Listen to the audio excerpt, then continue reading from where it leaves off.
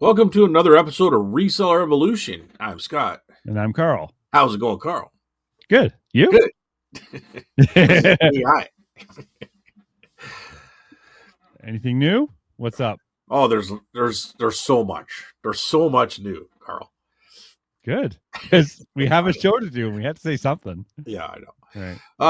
Let me think here. Well, we just had Pumpkin Fest, which is our biggest weekend of the year. Yep. This is at the Waterford Antique Market. Saturday was fantastic. Sunday was good. Good. But it wasn't fantastic for me. But the store overall did record numbers. The biggest weekend they've ever had. Nice. So that surpassed other Pumpkin Fest weekends, Christmas, everything. Like it was the biggest weekend. So. Oh wow. Yeah, I didn't experience that good, but it was good. I mean, yeah, it's going to have to be, I guess, if it was the best weekend. Or if not, I'm going to have to cry and get out of there.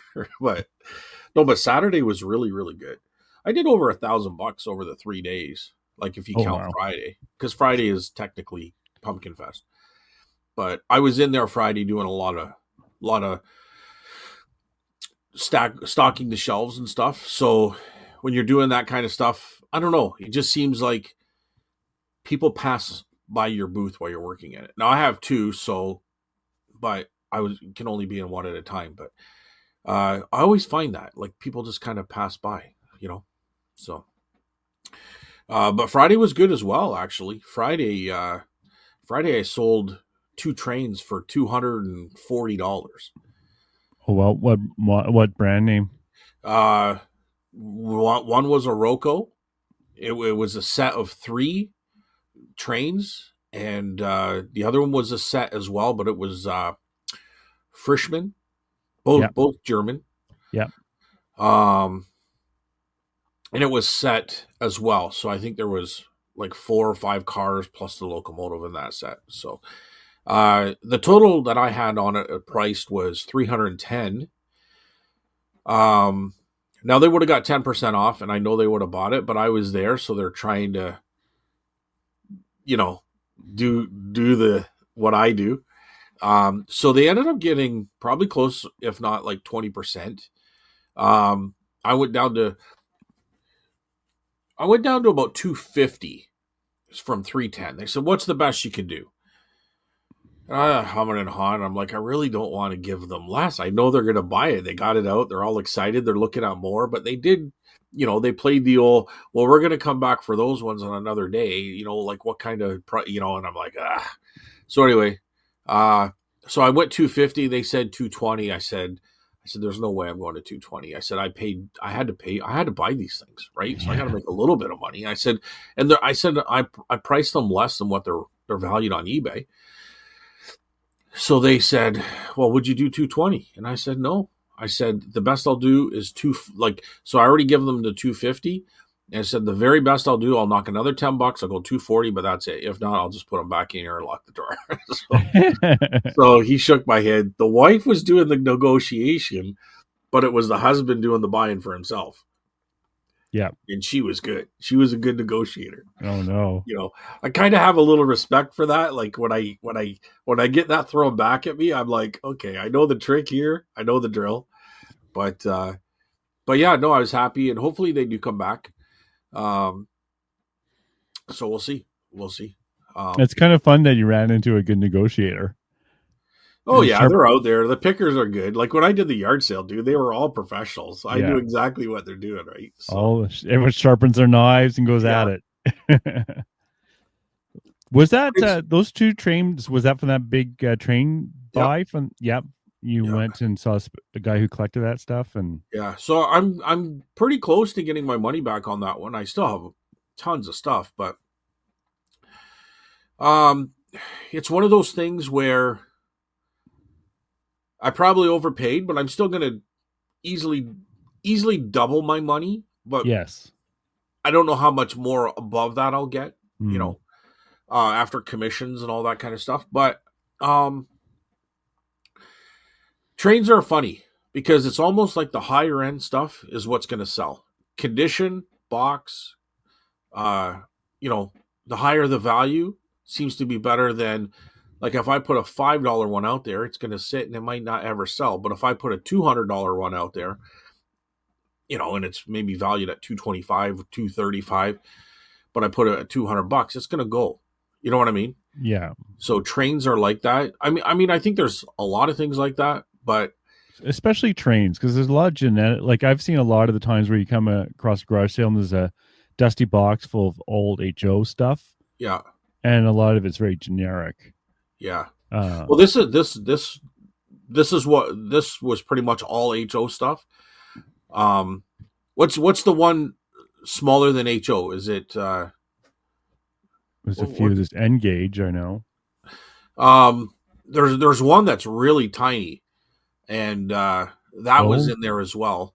Yeah. I do have garden scale. Wow. That came from a different pick. Yeah. And I haven't put them in the booth yet. But for the most of it was HO scale, for sure. Yeah, that's definitely the standard. Yeah. Yeah. They were actually asking if I had track, so I said I would bring some track in. I got a bunch of bridges and different things I put in there. So we'll see. We'll see what happens, right? Like I'd like to be able to have a good solid train base of buyers. Trains are weird. I mean, to find the higher end stuff is a little harder too, right? Because everybody wants money for it. So you have to buy like big. I mean, for me, I had to buy like big bulk buys to kind of dilute the price to make it worth it for me. Yeah, so double your price is kind of the very edge, right?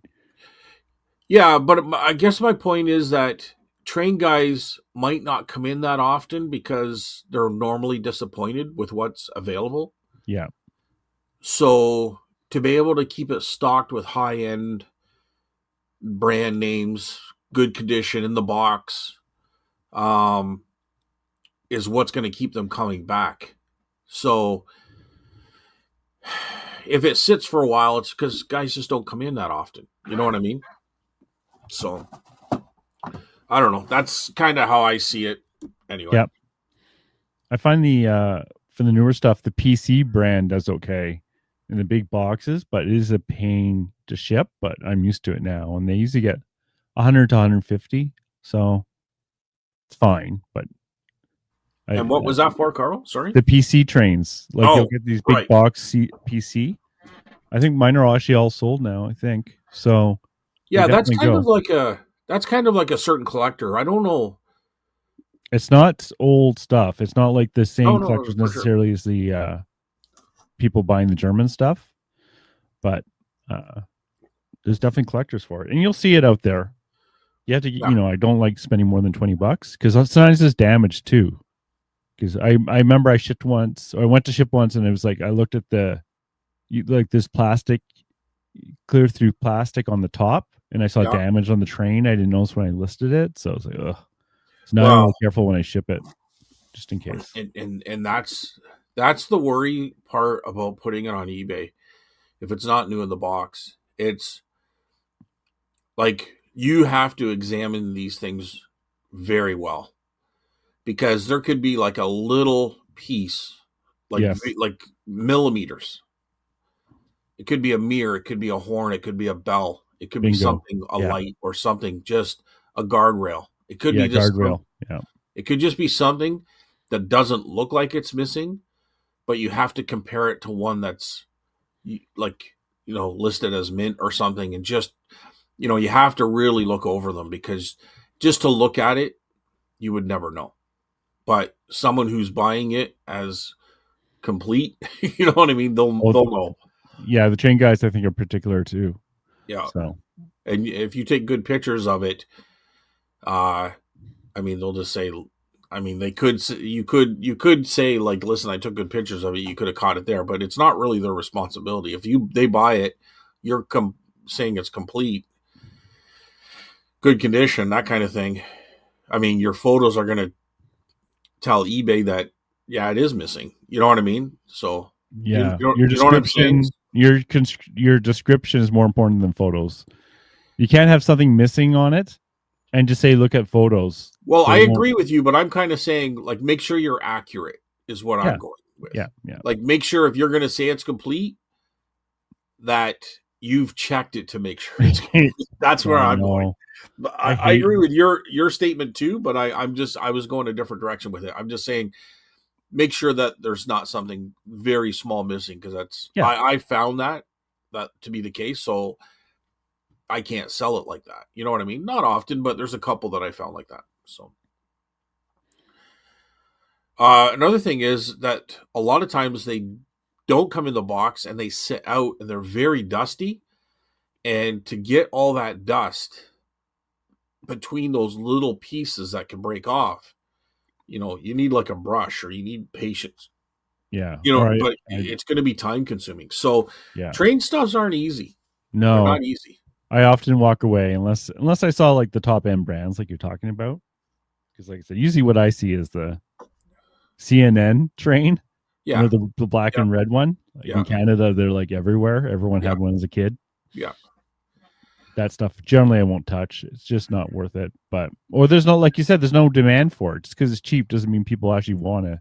Yeah. I can buy sell it. those locomotives. I get about $15. Yeah, If they're not in a box or loose, you know what I mean? yeah, Somebody will get it and put it on a shelf or something, but I'm not getting much more than that. I think online they go maybe for a little bit more, but I don't know. And you have to look at every single one different, because just the name of it.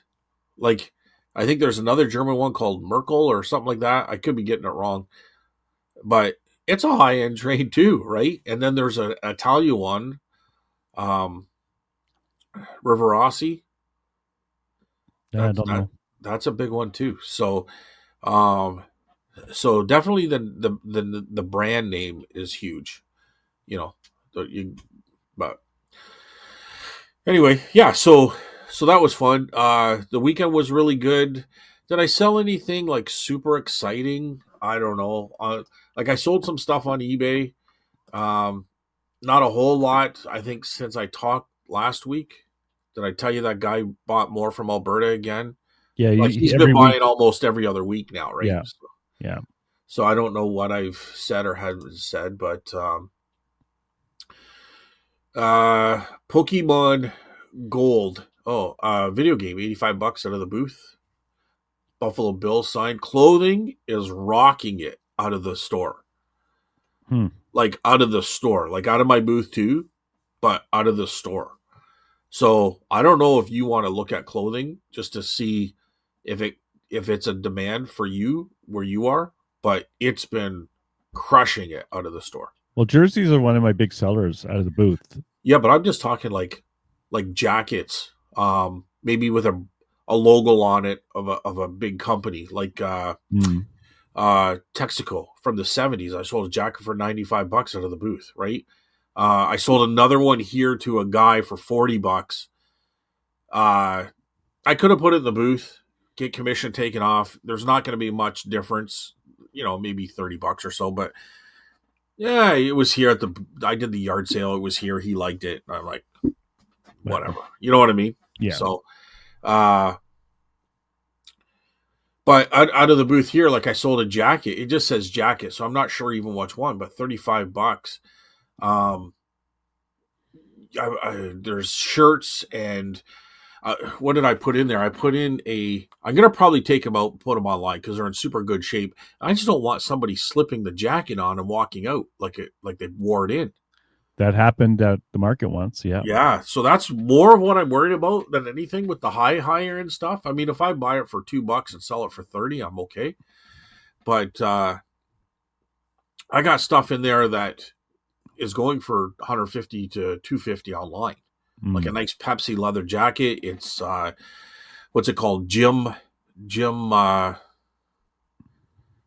oh god, it slipped my name. But anyways, it's a higher end, goes for about 250 on eBay. Hostess potato chip one where it's got the guys on the back. Yeah. The potato chip characters. And then there's a Western University. It's a nice leather varsity jacket from probably the 80s anyways. I just don't want them being walked out by somebody putting them on, right? Yeah. So But other than that, the the clothing's been doing well. Kiss bobblehead, $20, right? Like I got a bundle deal at a yard sale, and there was a couple Kiss bobbleheads, but he took one. He goes, "I'm surprised you didn't up the price on this." Yeah, because And I'm like, "What do you mean?" He goes, "He's dead. He's yeah, Freely.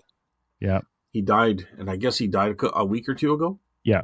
I think it Okay, was last week, maybe, or last week. last 2 weeks. Yeah, So I'm like, "Well, you got me there." yeah. You But can't keep track of everyone dying. yeah, right. Uh, but anyway, I'm happy with $20. A camera for 25. I don't know. I'm not going to go through everything, but it was pretty good. Those die-cast cars, I bought like a lot of them. They're Yeah, $12.95, and they're going well. Probably selling about. I mean, listen, there was 400 of them that I purchased, right? But I'm probably selling, uh, let's say on average, maybe 2 or 3 a day, 10 a week. You know what I mean? So Hmm. probably a little bit more than 10 a week, to be honest. But cars do pretty well for me out of the booth too. There's a lot of people looking for that, yeah, and not just the Hot Wheels either. no, these aren't Hot Wheels.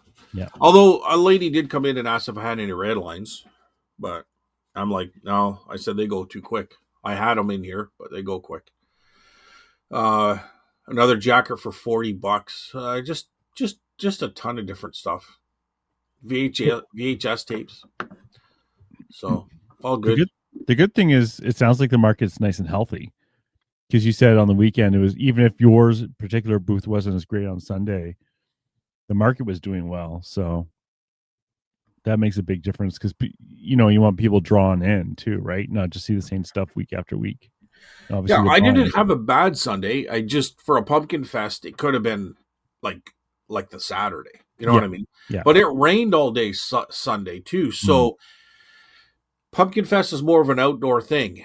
So if it's nice out and then the rain comes in when people are already out there, that's good for the market because now they're coming indoors. Yeah, But if it's raining first thing in the morning, a lot of people just, I'm not going to go. You know yeah, what I mean? yeah. Or they forecasted the rain, so they went the Saturday because it's supposed to be nice. So, it'd be interesting to see how Pumpkin Fest did on Sunday. But again, if the store did good, the store did good. That's on me, right? So, Mhm. and it didn't do good. It did fantastic. I did good. I didn't do fantastic. Yeah. So, but yeah. So, anyways, that's it there. Just kind of plugging away. Still working on the novel, so that's coming along pretty good. So, Yeah. just kind of there. That's where it is. I don't know. What Well, about you, Carl? so the booth was slow again this weekend, but I'm happy. I'm happier with the way it looks. I'm bringing in inventory, so that's good. So that's all fine. Online, I haven't sold. So the big thing for me on eBay is just yesterday, was Tuesday. I got the invitation as well to the international shipping program. Oh, nice. Yeah, Congrats. I think it's actually called the eBay International Shipping, EIS. Yeah. And the funny thing is, I had spent that day and a bit of the night before going through my bins of inventory that's listed and making sure everything has country of origin. Yeah. And when you bulk edit stuff on eBay, one thing that it did show, and I don't remember this before, is it showed which listings didn't have country of origin on them, which is really good, because you don't the reason that's important, because eBay needs that for the international shipping to the United States. Yeah. And there was no way of telling which your listings don't have country of origin on them. But without at least going through every single one individually. Yeah. Yeah. But at least that's how I did it. I just ended them and then went through and relisted them one at a time. Oosh. Yeah. If you bulk edit, then you can click. Well, when you bulk edit, you can click on one and change the country of origin, and it'll automatically go to the next listing without having to open it, which is a lot faster than individually opening each listing and looking, right? Yeah. But Well, like, I did two things. I wanted to purge at the same time and not put certain items online. yeah, Also, more just as bad to me, just as important as the country of origin is the material. uh, Because if it's steel, it's different than plastic and that kind of thing. So whether custom sees it that way, I don't know. But for the sake of not wanting to run into problems and not knowing exactly what they're going to look for and hearing horror stories, yeah. I chose to change that and make sure that's updated as well. Well, it definitely won't hurt. Well, I the guess it, problem is that some things are made of steel, aluminum, and plastic, and all sorts of different things, right? yeah. So, You get what to do pick you, one. yeah, you got to pick one, right? So I think that's a little odd, but I just went with whatever I mean, I'm not going to sit there for a toy soldier and say it's pewter, it's acrylic paint, it's foam insert, and it's a cardboard Yeah, container. I'm not going to do that. I'll just put pewter. You know what I mean? So they can figure it out after that because I don't know. there's a It's like, limit to what I'm going to be able to do. yeah, and Right? for me, that limit is the country of origin. Yeah.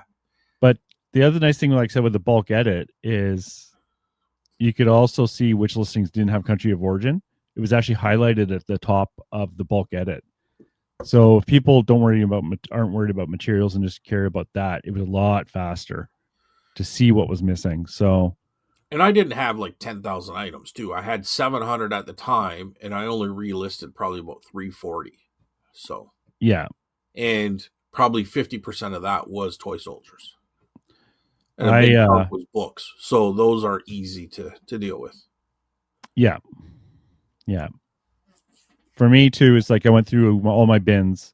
I finally organized them again because everything had been a little chaotic down here, Yeah. and took out stuff in the bins that weren't currently listed, which always seems to happen. Now, in this case, it can't completely blame eBay because when I transferred from .com to .ca, some listings got lost at that point. So Yeah. I was surprised by some of them, though. It's just like I had these kind of, they're called goo monsters. And I had two new in package, and one was listed and the other one wasn't. It's like, oh, that's kind of weird. But so now I have another bin full of stuff to relist that was already up there. But whatever, it's done. Anyways, my point being, I was halfway through doing this, and then I got like they let in another huge wave of people into EIS, and so I've been looking at that. Now I think like I said before, it's a good thing to have, but it's very expensive. So For the buyer. for the buyer, Yeah. so I was looking at the costs, and for a lot of things, it was like 40, 50, $60 of additional costs at least. So it's not a percentage then, it's an actual, like, I guess the taxes would the tariff would be a percentage. Like, how did Well, you, like, if it's 1,000, if it's $500 and it's $50 more, that's different than a $25 item. So how did you get to $50? I just looked at it and looked to see what it was charging for the customer. And I Okay. changed the country codes and looked. So what kind of prices did you take? Like, did you look at one at $50, one at $100, one at $200, and see what kind of prices they're charging? Yeah, I did. Okay, so what is it, always around $50 more? No. So Okay, it's more complicated because like the tariffs obviously only count to the United States. right. So for those, like I would look at the listing, there would be the EIS charge, which is the shipping charge and the shipping from your house to EIS Okay, to the customer, which is like between 25 and $50 sort of thing, right? Depending on the size of the package, right? And then there would be an import charge. And that's based on the value of the item. So and the country of origin. So that one I could see. So I looked at your toy. I could do it right now, actually. So I looked at your toy soldier, just out of curiosity, Yeah. and because like the other thing that's happening too is it's not like we have to use EIS. We can use our own systems as well. So well, I guess I'll get into that, but first I'll do the first thing. Let's see, where are you? So looking at your store, and I'm gonna look at one of your toy soldiers.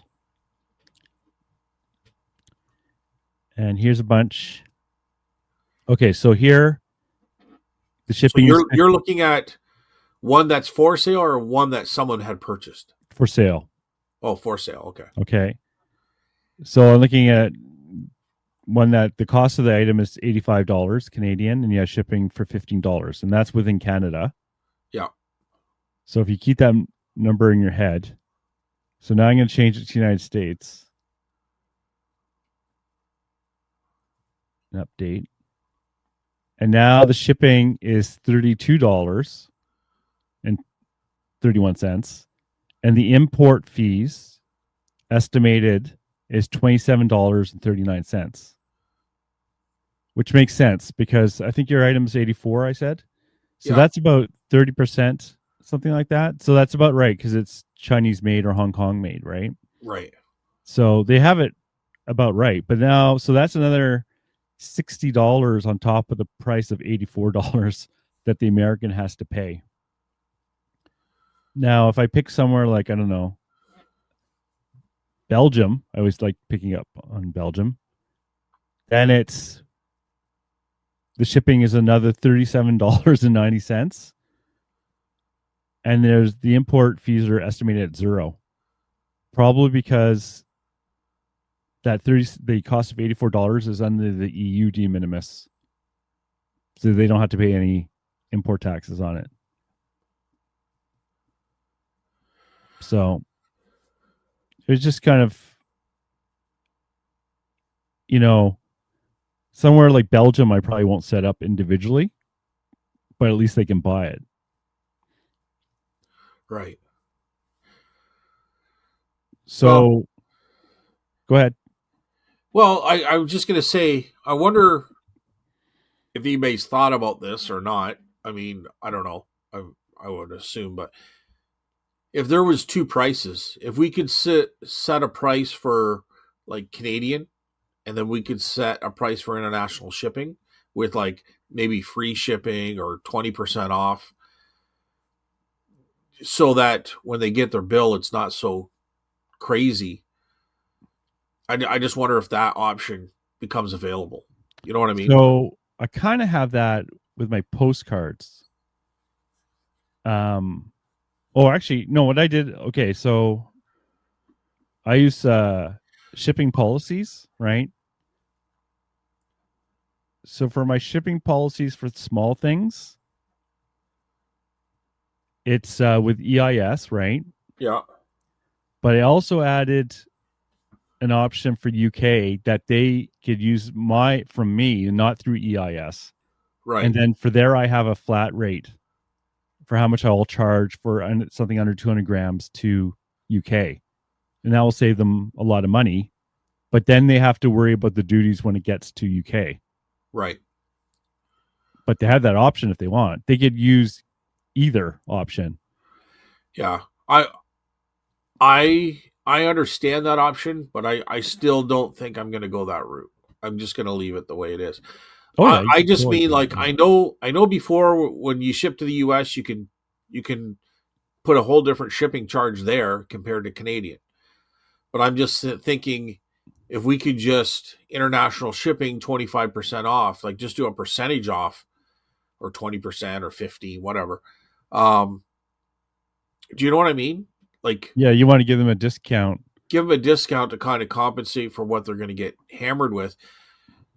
And not that it needs to be done or needs to be too excessive, like probably 20-25% like the max, 15% or something's probably more realistic. But if you're going to sell a whole lot more, like right now I have nothing in those toy soldiers. So to be able to sell, 50% more than what I'm selling just with Canada, I don't mind taking a 20% hit. You know what I mean? Would you mind giving Canadians a 20% off? Well, they're going to be paying the same amount without that 20% off. The Americans really aren't getting 20% off. They're getting hit with different charges. The Americans are really getting hit, but much more so than even the Europeans. Well, even the Europeans get hit too, because it's a bigger. It costs $10 to ship from here to there, but it cost probably $25 to ship to Europe. If it's just a postcard, it's different. But I'm talking about a real item, like a weight with weight. You know what I mean? Like a dimensional item. So everybody's getting hit by somebody, government related. Yeah. Post office or tariffs or both. But I'm just saying, to be able to entice them with a 20% off, I don't want to go free shipping because, well, first of all, it doesn't matter. I'm only shipping it to Mississauga under international shipping, but I wouldn't want to ship it direct to them with free shipping because it could cost, who knows what it's going to end up costing. Like, I don't know, but it could be $35. And if it's a $30 item, I don't want to, you know what I mean? But I would do a percentage. Yeah. Right. So I could just say any international purchases, automatic 20% off. If I could put that into eBay and blanket it, then would it make more sales? I don't know. Would it be worth it? Like, if you're only going to increase your sales, maybe you get 5 sales and now you increase it to 7. Well, those 5 sales are going to get the 20% that you wouldn't have to I see. Yeah. deal with. It's not worth it. But if it's going to really increase your sales by a lot, then it's worth it, right? I guess if you have best offer on and you get best offer means that's a little different to me too, but that's opening it up to everybody. Yeah. And you want to basically you want all the money from Canadians. No, that you can. What I'm saying is that the other buyers are still paying. They'll probably end up still paying more. It's just going to someone other than me. So to get them to come to me, I have to entice them with an equal value. I don't think they care who takes the money. They're just not going to pay more than what they have to. Yeah. So if the government takes a chunk, they're taking it from me. You know what I mean? Yeah. But if I don't have that percentage off, they're going to be taking it from the buyer, and that's going to push the buyer away from buying from me. You know what I'm saying? I think so. Yeah. Yeah. Well, I mean, it's pretty obvious. I think, like, if this item costs $100 and it costs $110 to ship to a Canadian, but it's going to cost $160 to ship it, or $200 to ship it to America, I got to somehow bring that price down to equal what the Canadian would pay. Yeah. And if that means I got to eat 25% to bring it down to $110 for that buyer, that isn't me gouging out of Canadians. That's me trying to compete with the Americans. The American market, like for EIS, in my opinion, isn't going to help the American market too much, because all it's doing is actually increasing the cost to ship, to the transaction cost with EIS to United States is actually higher than it was before. That's what I'm saying. So to offset that higher charge, I need to eat some of that by taking 20% or 25% off. Yeah. That's what I'm saying. Because if I took 25% off my $100, that brings it down to $75. So if they got to pay a percentage on that tariff, on that item as a tariff, it might bring it to 120. Yeah. You know what I mean? I'm just throwing out numbers. I'm calculating. Yeah, I know what you're saying. Like, I'm just saying, like, when I look at that toy soldier example we just talked about, right? Right. The EIS total cost for the American for shipping and import charges is about $60 on So top of they're paying my $15 shipping to Mississauga, then they're paying another 60 on top of that. no, it's no total of 60. The shipping includes the other stuff. So 85 plus 60 or 100 plus 60? 85 plus 60. Okay. So what that means is that they're paying $145. Yeah. And if I ship it to Canadian, they're paying $100. Yeah. So if I eat 25% of the Americans' cost, that's gonna bring it down by probably $30. Yeah. So now they're paying $130. So it's a little bit more enticing, but it's still quite a bit. It's still quite a bit because if let's say for this item that it's available in the United States as well, just to keep things simple. Yeah. And they can buy it for the same price, $85 Canadian equivalent, right? Yeah. And their shipping is like, I don't know, let's be generous, $15 in the United States. So they look at the either in the United States for a total of $100, or if in Canada with that discount that you're talking about for $130, they're still going to buy from the United States, unless, for the same exact object. If you look at ever since I started selling these toy soldiers, yeah. If you look at my items now and you compare it to what's available, I'm very low. Yeah, I understand. I'm not talking necessarily even about this specific thing for you. I'm just talking in general, right? Of two things that are exactly the same, right? Available and all that stuff. If you have something unique, this isn't going to be a problem. It's when you don't have something unique, which is a lot of my stuff, right? Yeah. I can't even discount it enough, I think, to get the American to buy it and still make it worth my time on my end. Because it's more than that 25% discount you're talking about. It's more like I'm guessing, okay, but 40% or 50%, right? I'm just guessing. So I can't do that because that's my net, really. Well, I mean, I gear like I know that obviously less things are going to be appealing. Less things are going to fit in the category of interest to the American buyer. I mean, I think all around the world is going to be that. Like, there's going to be a huge cost somewhere, whether it's shipping or tariffs or whatever. Taxes, like in Europe, I think their taxes are quite high. So true, but the nice thing about, like, if you're talking about sales taxes, right? Even if the European is buying for the local area, they still have to pay sales tax anyway. So there's no advantage for them to buy locally because they have to pay. It's like us, right? Like if we buy something online, we have to pay GST. Yeah. Well, it doesn't matter if it was for the United States or Europe or wherever. We still have to pay that GST. There's no difference there. Right. But what I'm saying is a duty is different than a tax. Like, it's still a tax, but it's different than an imported tax is different than just a regular tax. True, but the de minimis in Europe, yeah, I think it's 150 euro, but not. It's around that area anyway. It's around 150 euro. Or ours is 20, theirs is 150 euro, whatever the hell that is in Canadian. Probably double, 300. Sure, yeah. It's probably it's significant. It's what I wish the Americans were at, but that's a different story. Well, I think our Canadian dollar is like 50 cents compared to US dollar right now. Okay. No, dude, I know. You're bullshitting. It's I don't even hear it. It just goes like right 71. It's like 71 cents. So.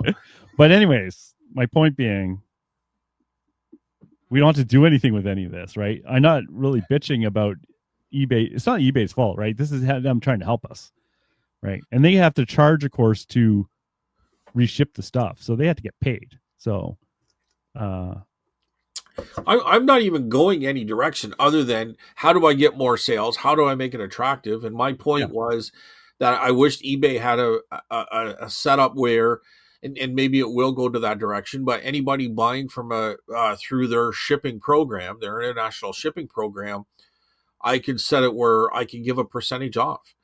I mean, Yeah. it's no difference than the people coming in for the trains and wanting to negotiate, right? I have to make a decision. And is 20% while they're standing there with the items in their hand, is that worth me trying to gouge another $20, $30 out of them? No, let's have That's a a good quick point. sale. Maybe they come back and they're happy, right? Yeah. So That's a good point. I think I think if you can set it per item, I think that's a benefit because you know what? Some things I don't care if it goes to the US. It's going to sell no matter what. But there's other things that are or it's not appealing to them or whatever the situation is. But there's other things that are very important to have that big market. You know what I mean? Mm-hmm. The toy soldiers are a huge example of that. I would rather take a 20% cut and sell them like every week. I know I'm going to sell 10 of them or 15 of them, right? Than have it where they got to pay more. They don't get that percentage off. They got to pay more than what maybe it's even worth. And you might get one every 2 weeks. Yeah. You know what I mean? Yeah. So I'd rather go for the fast nickel than the slow dime, but it's only a percentage. It's not like it's not like I'm selling a $200 item for $20 because I paid $5 for it. You know what I mean? Or I got nothing invested, so I'll take 20 when it's worth 100. Like I'm Yeah. not looking at that. I'm saying No. here's a percentage to offset the cost that you guys now have to pay to make it appealing. Yeah. That's And I all don't know a way of that's doing all I'm that. saying, Yeah. right?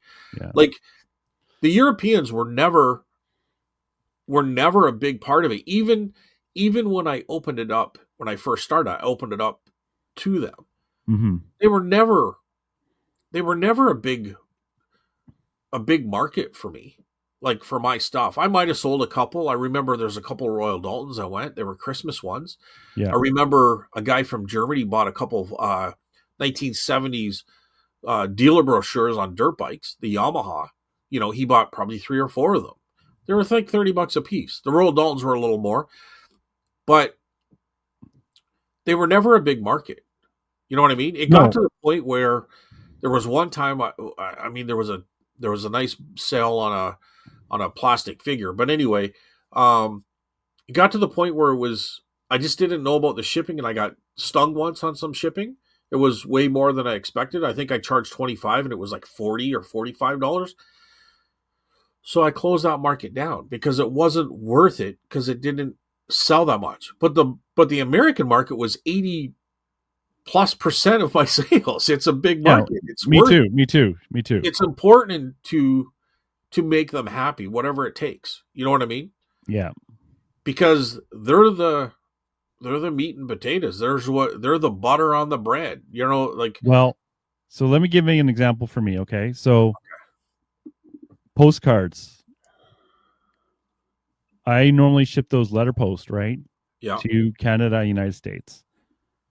So they automatically showed up in the EIS program with an insane cost to ship a postcard.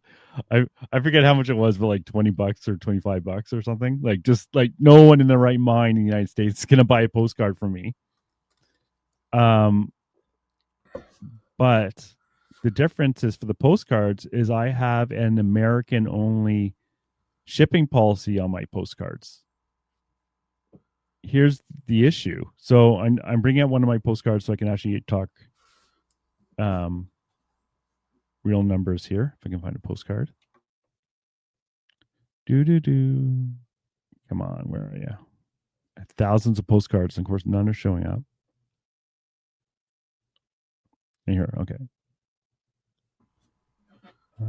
Incognito. Are these Canadian locations or are these American postcards? American postcards. Okay. So really, they're only appealing primarily to the U.S. You would think so, but that's generally true, but not necessarily. I've found, but yes, it generally is true that people want postcards from their own areas. Yeah. So when I look at United States, Oh, see, I can't even do that here. Oh, so United States, I charge $3 to ship a postcard. Okay. But when you actually look at my listings, you see $16.60 to ship to United States from Canada. So if you just look at all my listings, Yeah. that's through because that it's what it's showing you that $16.60 is through the EIS.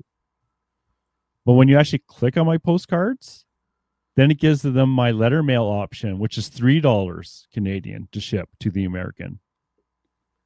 The issue with that, of course, is people aren't even going to click on my postcard if they're in the United States, right? Like if they say they search for, I don't know, New Orleans postcard United States, right? And my card comes up in the list, my postcard comes up in the search results, and they see that $16.60 to ship to the United States, they won't even look at my listing, Right. right? But if they actually looked at my listing, then they see it's actually I'll ship it for $3, right? The problem with EIS is that that's what's showing up in the main search. Oh. Did I explain that? Yeah. So Yeah. that's a problem because I can't for EIS. It appears to be. Someone please correct me in comments if I'm wrong, but it appears to be it's either on your account or it's not on your account as available. Well, I do believe that you can choose items you don't want on that in that system. I can do that. And probably you do that when you list the item. Maybe I need to look again because as far as like because you know I have my shipping policies, right? And I have one for letter mail. Right. And in there, this is like I'm trying my best because I did all of this last night and it was very confusing and I did a lot of reading to try and fix this. And I looked on eBay forums and other people were complaining about the same thing. I mean, there is another way around it, Carl. And you could build another account. Yes. And have that one not international shipping and then exactly. The one. Yeah. That was good. I was going to get to that. Oh, okay. So, but it's an excellent idea because yes, that's what I'll might end up doing. So when I look at my policy for postcards, I can't turn off EIS on these listings. It has to be there.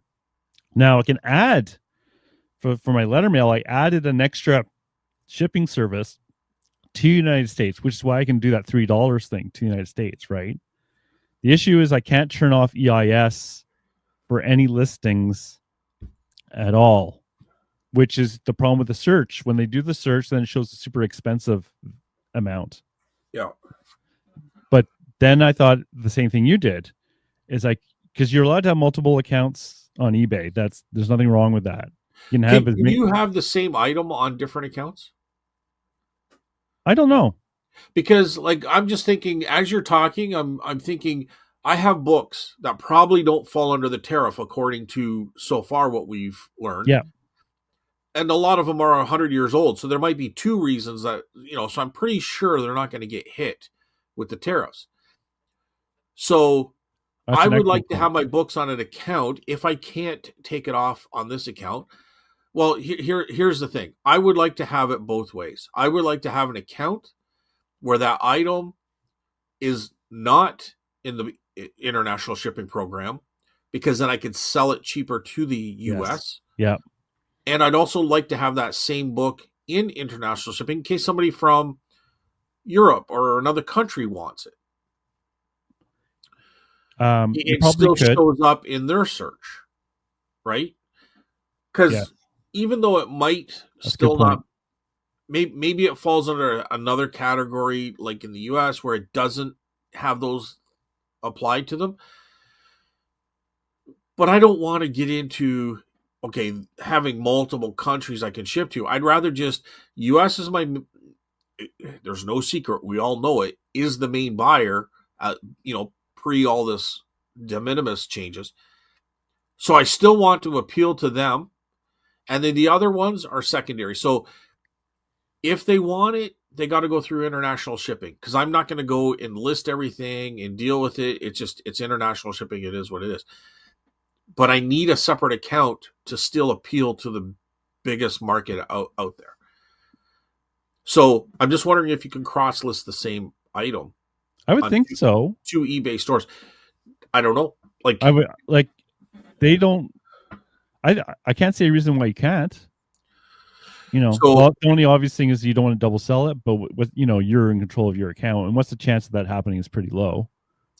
Or you could wait a week and see if it sells on one before putting on the other one, whatever you decide, right? But yeah, I mean, books are probably, and you got to knock on wood on this one because you don't know, but are probably in that safe zone. Yes, it's kind of close to postcards. They sell, but they are slow movers. Like they're not going to slow over. So, I mean, if I sell the same book in the same night, within the same 12 hours of each other, you know what? I'm still going to chalk it up as a positive because that book might have sat around for a year and a half. And what you could do is you could have the bad boy account and the good boy account. Yeah. Well, and if you sell them both, you're just like, well, the bad boy has to cancel it. Yeah. And then all the bad negativity just goes to the one account. You could do that. You know what? I don't want to give eBay too many problems, because if you give them too many suggestions, it could create more problems. But maybe they have something where if you do have it listed on two different accounts, it'll take both items off. If it's sold on one account, it'll remove it from the other. Yeah, I wouldn't hold my breath on that. we're just like, now we're just like taking it to Mars, right? But having a secondary non-EIS account is totally a thing I might do. Yeah. I forgot about books, because books are in the same kind of category too. Yeah. And they're expensive enough to ship as it is if they're big and heavy and thick, right? Yeah. And I'm willing, like the thing with letter mail too, with postcards, is I don't have to deal with the border because it just goes through letter mail. If it's a book, then you still have to do the documents through that Zonos and all that crap. But it's not like you can't do it. Right? See, no, I this is a whole different step that I wasn't even thinking about. I just assumed you just ship it like anything and put it down as a book. But if you still have to fill out Zonos papers and all that kind of other stuff, that like, yeah, that's a separate, so I can't get a label from eBay. I have to go a different route and fill out the paperwork. Yeah, because you can't send a parcel without the paperwork. So it's not even worth it then. To me, it's not worth my time. Unless it's like $100 or more book, it's not worth it. Yeah, or you're someone who sells a lot of books and who's not us, right? Yeah, if they sold faster, then it's a different thing. But or magazines. Well, I don't know. I guess you don't fill it out until you sell it anyway, right? Yeah, it's not the end of the world. It's it's one of those things. Once you've done it a few times, you're like, whatever. I can do this, right? Yeah, it's the first few times that's a pain in the butt. You don't fill out the paperwork until it sells, so that makes it better. It's not like you're filling out these forms just to list it or anything. So, and once you figure out the HS code and all that stuff, it's not. Yeah, that's easy for me. I mean, ChatGPT could be wrong or whatever, but that's what I'm going with. I'm not doing it any other way. I'll just ask it and let it fly. So, anyways, it's very interesting because it is like, it would be a solution.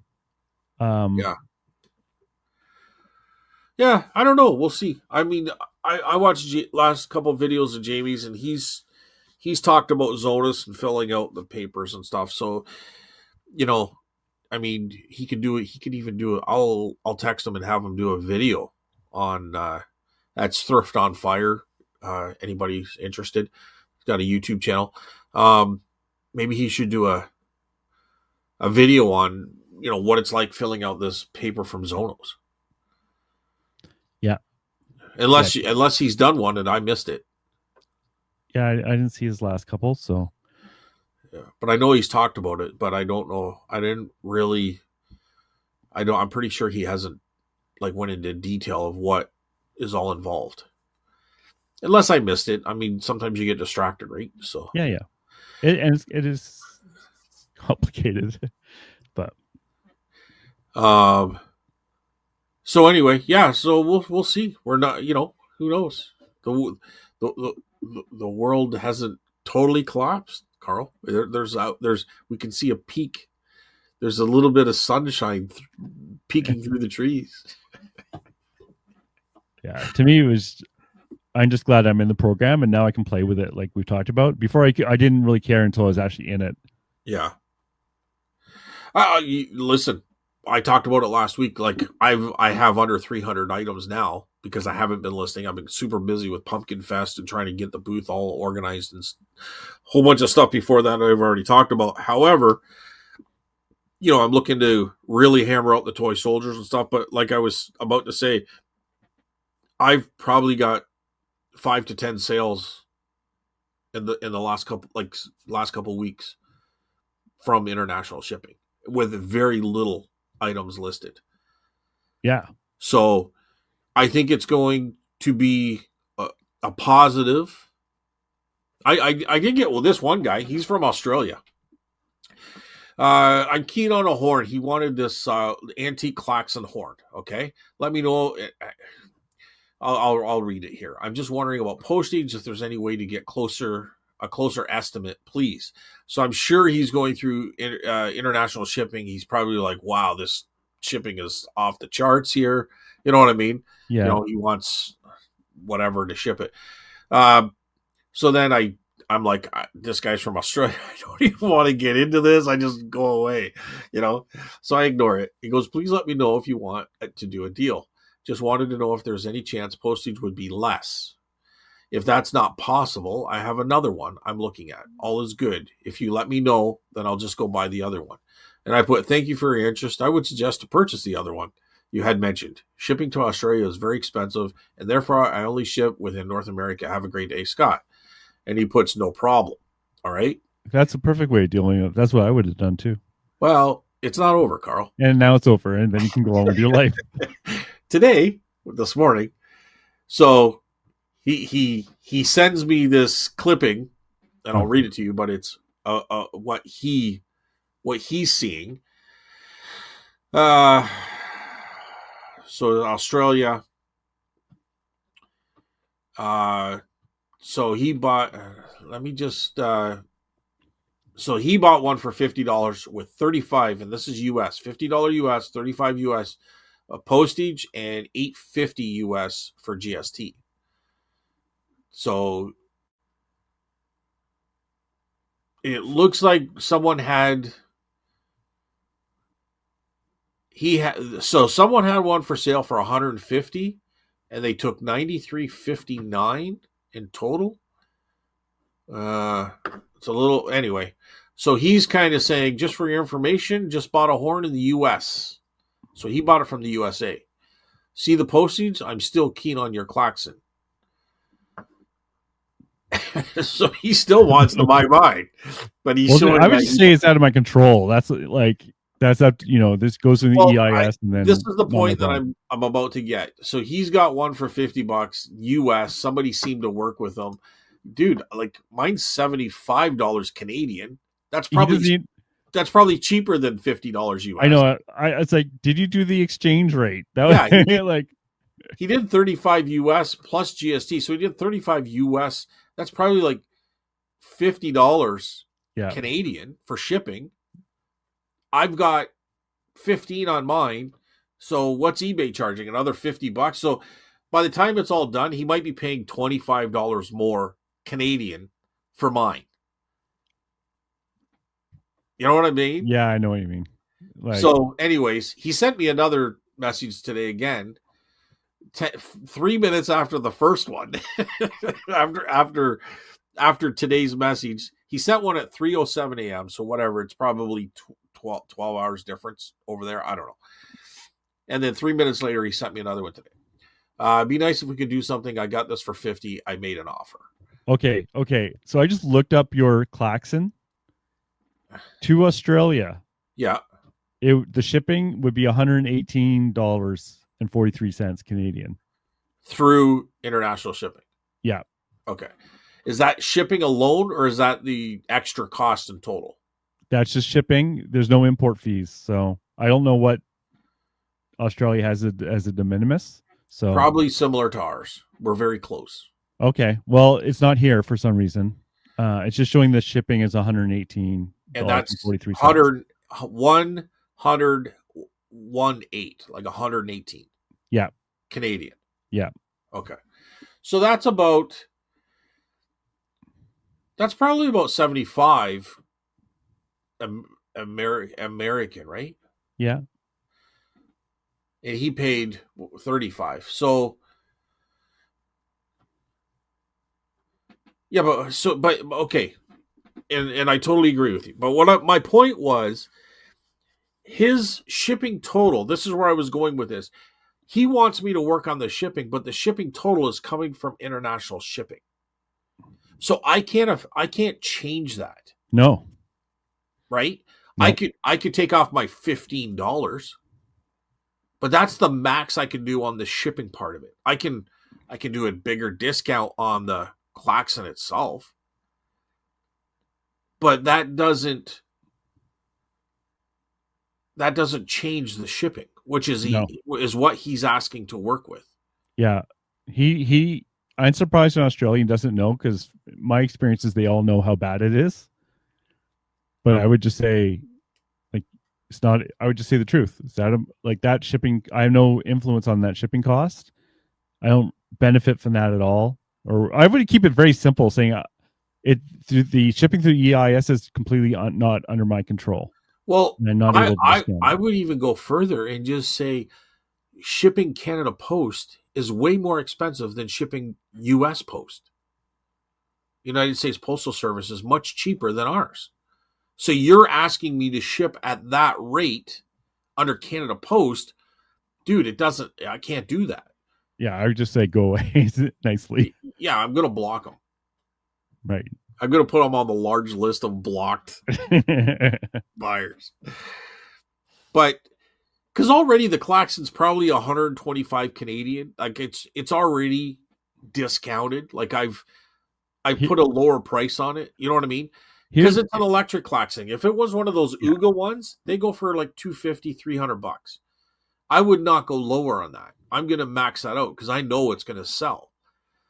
But this is one of those electric ones that would have been wired up. It is from the old Model A's or something like that, but it's more common, first of all, right? So why he's begging me for it, I have no clue. There's 1,000 of them on eBay, American. Go buy them there.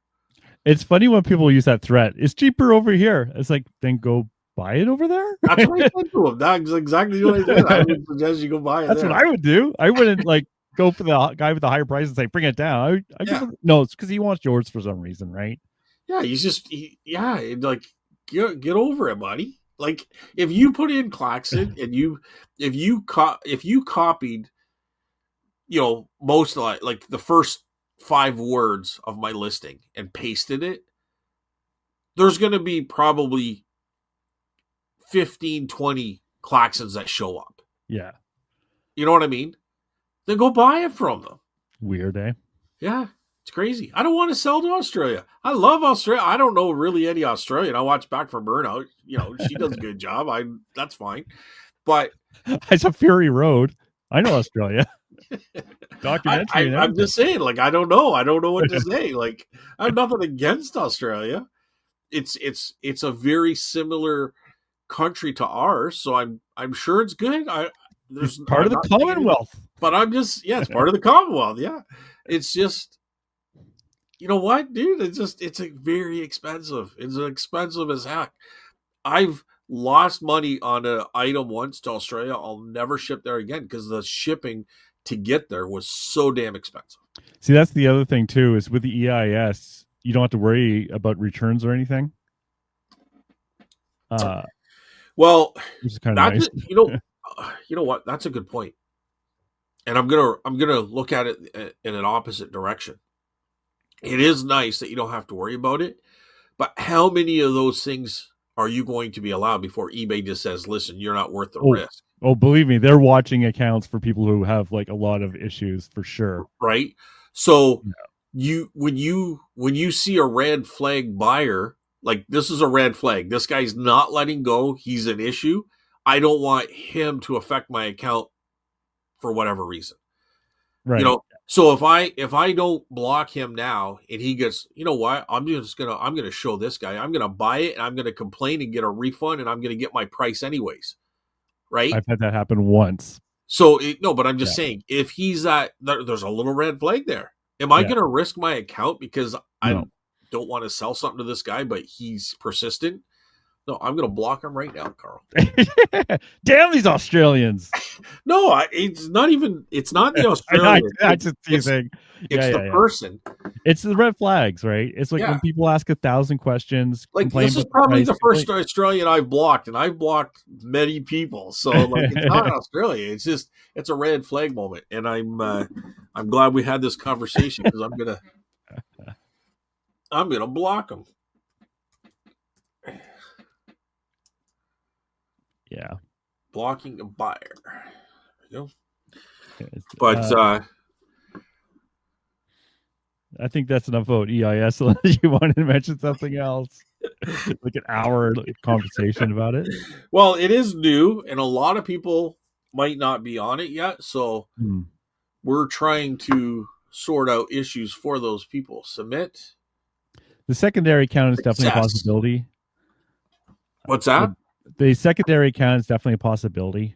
I just don't want to move all my postcards over because it's easier said than done. So, yeah. Or maybe I'll just put new stuff on there and I just won't bother with the old stuff. And if the Americans don't notice, don't buy, then maybe I'll switch them over slowly. But I'd rather put up new inventory than try and fix old inventory that's not selling anyways when it was before the EIS and all this stuff. So it would be nice if you could turn off EIS for certain business policies, but I don't know a way of doing that. Like if somebody becomes a watcher, I've said this before. I usually throw it a 15%. I'm trying to get them right now while they're interested to get it before they go to somewhere else. So that is an option. If somebody was contemplating as through international shipping, I could send them, but I can't see where they're from or who it is. You know what I mean? So if it's a Canadian and they don't have all these extra costs, I don't want to give more than a 15% kind of discount. But if it's somebody from the US that's going to have a bunch of costs, like maybe I need to go 25%. You know what I mean? Yeah. And I don't, I'm not going to do it for every item. If it's $30, I'm not going to hit 25%. But if it's $100, I have nothing in it. Like a lot of these toy soldiers are $85. I'll do 20, maybe 25%. I don't know. Right? So just to get that extra sale. So, but I can't do that across the board because I'm not doing it because I'm desperate for that sale and I'm making it lower. I'm doing it because I'm desperate to compete for that market. And that's the only way I can do it. You know what I'm saying, Carl? Yeah. So I just maybe 6 months from now or something, but like whatever it takes. But if eBay can add that little bit of option where you can, they don't listen to this show, so I don't know. I'm talking to the universe out there if they could, get to eBay. But, if they could have an option down the road where you can do a percentage to foreign country, like foreign buyers, I would appreciate it. Like I would utilize that option. Put it that way. Yeah. Whether you do or not, it's I don't know. The only thing I can think of is, and I would never do this, is you could add a handling cost to Canadians. That would just be for Canadians. And then when you offer that discount, you'd have that extra buffer just for Canadians. You know what I mean? Like, say you had a handling clause. I'm just saying this. I'm making up a value of $5, right? Right. So if a Canadian buys from you, they get an extra $5 added as a handling cost. And then Yeah, when but you do that, I'm increasing that order. I'm not. So I'm not. I'm deterring Canadians from buying as opposed to enticing other country buyers. yeah. But then my point being that if you offered that 20% off, right, across the board, then you'd have that buffer to bring it back down to normal for Canadians. You know what I mean? So you wouldn't be offering. You could offer everyone the same amount percent discount. Yeah, so before you have a 10% sale, increase your product by 5%. Yeah, just for Canadians. But which I said I would never do this. I'm just saying you could do this, but I would never do it. You could, but then now I'm 5% higher. Yeah. Than anybody else selling to the Canadian market. Yeah. Yeah, it does make sense. Right. So, no, I'm not going to go that route. But I just would like that option. I mean, hey, listen, dude. There's people that probably do that in the booth, you know? Oh, yeah. Jewelry stores used to be notorious. They increase their item by 5%, and then they always have a 10% sale. Amazon sellers got dinged for that, doing that over and over and over for Black Friday or whatever they call it, where because you can use things to track prices on Amazon, and things were often more expensive, but the percentage looked better as a discount.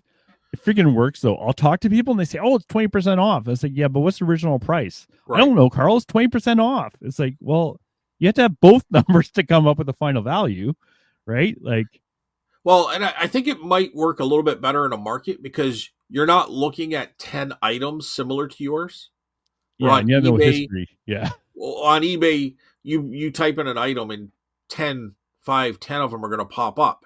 Yeah. So now you can compare immediately your price, that person's price with 20% off compared to everybody else. But in the market, it kind of works a little bit because you might just, in a lot of cases, have the only one there. And they have nothing to compare it with unless they sit there with their phone, which like maybe 2% of the people I ever see have their phone. I do see people using it. It's not a large percent, but I do see people Google lensing stuff in my booth. It's just as an aside. It's kind of funny. I had one person. It was a girl. She was there with her boyfriend. I'm assuming like seemed like a couple. And she was in my booth, and she didn't know I was just another customer in her mind. And she goes, "I don't know if I trust this guy's prices." And I'm like, "What are you talking about?" But it was a learning experience in that as a vendor, people are trusting that your prices are in line with reality and what they should be. It was an interesting kind of way of looking at it. Like, if you're over market value, like not just because it's more expensive, but if people start realizing that they can get it cheaper somewhere else and you're kind of maybe higher than what it should be, like you lose their confidence in you as opposed to just, oh, he's too expensive. It's now you're almost like cheating them. You know what I mean? Yeah. That is 100% true. Like vendors of the market, some of them are known for being overpriced. But I'm not overpriced, but she still said it, and I'm like, well, I don't take one comment as everything. I had the same comment too. Hey, listen, it was an eye opener. It was like, yeah, I never looked at it that way. Like, I don't know how she's seeing that in my booth. Like, get out. But no, I'm just kidding. Yeah, but it was a good comment to kind of do like a self check. You know what I mean? Well, and sometimes you do make pricing errors, right? Like, I had that happen with a dinosaur, and the kids wanted this dinosaur, and the mom said, "Oh, you can get that at the store brand new for that price." And I was thinking, maybe my price is right or wrong. I mean, So I looked it up. It was in the right range for a used item. Maybe a little high, but so. But I do hear that too. But you're right because there are reps that people I, get for overpriced booths, and there so could be a good deal there, and they never what go did she in. say, Carl, to her kids? Yeah, because the What'd kid she say? wanted this dinosaur. Yeah, what'd she say? She said you could get that new for the price that he's asking. I would have said to the kid, you know what? You can get a new mom for a cheaper price than what your mom is. that, Get out, that, get out of my booth. get out of my booth. Yeah. I remember having a VCR in my booth. This is going back a few years ago, and it was a mother and her kid. Her kid was like, I don't know, 10, maybe 12. Like I'm gonna say 10. And he goes, look, it's a VCR. And I had like $150, and it was probably worth 300-400 online, but I was selling it out of the booth. I wasn't on eBay at the time. And the mother goes, oh, they want $150 for it. And I said, yeah, but it's a unicorn. I said, you're not going to see one in the box ever again. It's brand new, right? Yeah. And they just walked away. But yeah, it's a unicorn, kid. He's like, what? The what? Yeah, you'll never see a VCR new in the box unopened. But anyway. So do you want to are you good? Do you want to get into comments now? Sure. I think we've done one last thing. And this is legit, and I don't know how eBay is going to fix it. So at the top of our listings, if you're in the United States, you see a blue warning banner that says duties might be you might have to pay duties on arrival, right? And with EIS, you don't have to worry about that, but the buyers still get the warning. Yeah. But I don't know how they can fix that, because technically you could still ship it yourself, I guess, if they pick that. So it's this is brand new too for eBay Canada, so they might tweak things as time goes by. It's only being really around for like 10 days or 15 days now, right? So I'm sure they're having lots of fun fixing things over on their end. Yeah, I'm going to just take it as a bonus. Yes. Because as far as I'm concerned, on a pessimistic kind of view, this could end at any moment. Like, it could end because maybe they don't think I'm worthy, or it could end because it's not working out and it's an expense. Like, that might take a year or two for eBay to figure out, but they might say, you know what? Like, it's not worth it here in Canada. The market's too small, or who knows? You know what I mean? So, for sure, yeah. I'm taking it as a bonus right now, but I'm not counting on it. You know, I don't want to get reliant on it and then it gets taken away like other things have been lately. So, like, I sit here and say, I wish. Like, I wish eBay would have that option and all that kind of stuff. I think it would help. But in all honesty, I'm still leery on how effective things are how it's going to be and how good things could get. Like, it's tough for me to say that, because at the same time I'm thinking, well, I've only got under 300 items in the booth, or sorry, in the store. Like, I should be talking. I shouldn't be talking now until I have 1,000 or 1,500 or 2,000 items. Then I have something to talk about. I'm just giving my opinion, and I could be totally wrong, but I'm just saying, as far as I'm concerned, I'm just looking at it as bonus. Yeah. I so appreciate how eBay is trying to look out for us. I know people complain and all this other stuff. I really have not a complaint against eBay. I might say, okay, they could do this or this one. Every time I called them, everything's fine. Like, they work it out for the most part, or they're willing to try. I've only ever had one caller that I couldn't really, I'm not being racist, but honestly, I couldn't understand what the person was saying. It's only happened once. Yeah. If you use Bell Canada, it happens all the time, man. Like back in the day. And It's a language barrier. Like if I talk my language to one of them, they're going to have the same issue, right? So it's just a fact of life. But in reality, everything that I've had to deal with eBay, nothing stands out as crazy. Like, and if people have a problem with eBay, try dealing with Amazon. They don't give two shits about you as a seller. And that's it. I think eBay does care. Like, I think business is the buyers. Like, I don't know. I watch a lot of YouTubers, and I know it's clickbait, and it really helps their views and all this shit. But honestly, like, I'm not saying they're perfect, and maybe some people do have situations, but when you dilute it with all the positive, it really is nothing. In my experience. Yeah, right? Overall it's great. I was mad at them this week though. Their mobile app. Yeah. I would search for something. It would do the search. It would erase my search criteria and put in the ones I'd searched previously in the text box.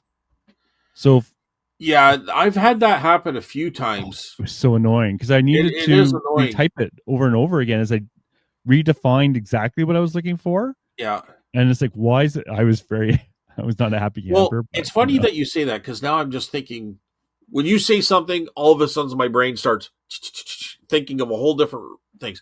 So I've been using a lot of AI lately, and I find it does that too. So maybe eBay, its AI is doing that kind of stuff. I'm asking you, Carl. I don't know. No, this looks like a programming bug to me. Okay. Because sometimes they'll start going down a bunch of stuff. And once you get so far down the rabbit hole with ChatGPT, it starts to repeat or bring things from previous conversations into this one. And you're trying to get something totally different. Do you understand what I'm saying? Yeah, ChatGPT, you have to be very careful with too.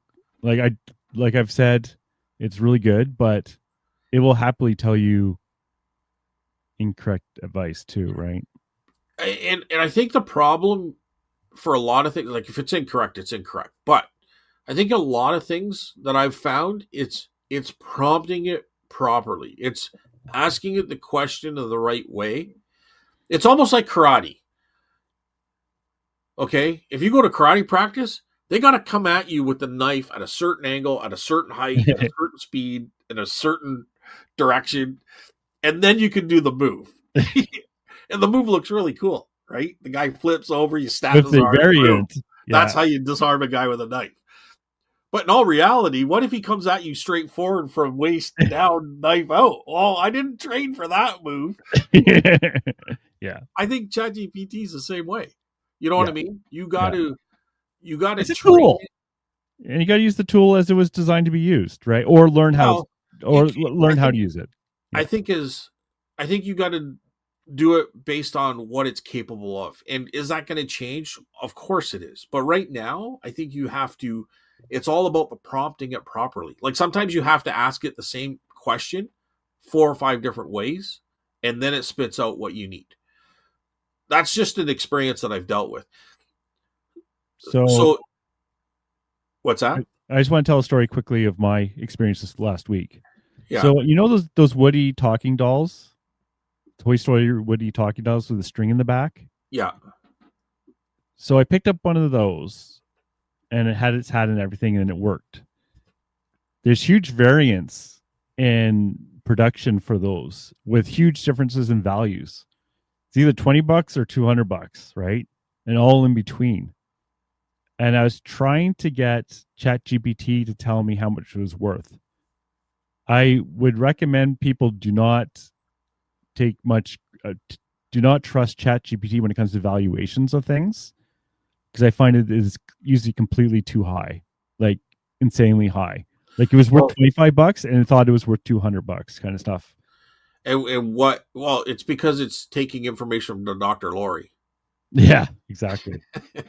Every painting, the frame is worth $200. Exactly. But what it can do is help you. You have to keep narrowing it down, and eventually it'll help you decrease the size of your things you're searching for to a smaller and smaller target. But you can't just say, "Oh, it gave me the answer. Now I'm good." For me, like for this toy, it came up with values, but then I would say, "Well, actually, the buttons aren't sewed on. It's part of the canvas on the doll." And then it would say, "Oh, okay, well then it's this. It's totally this."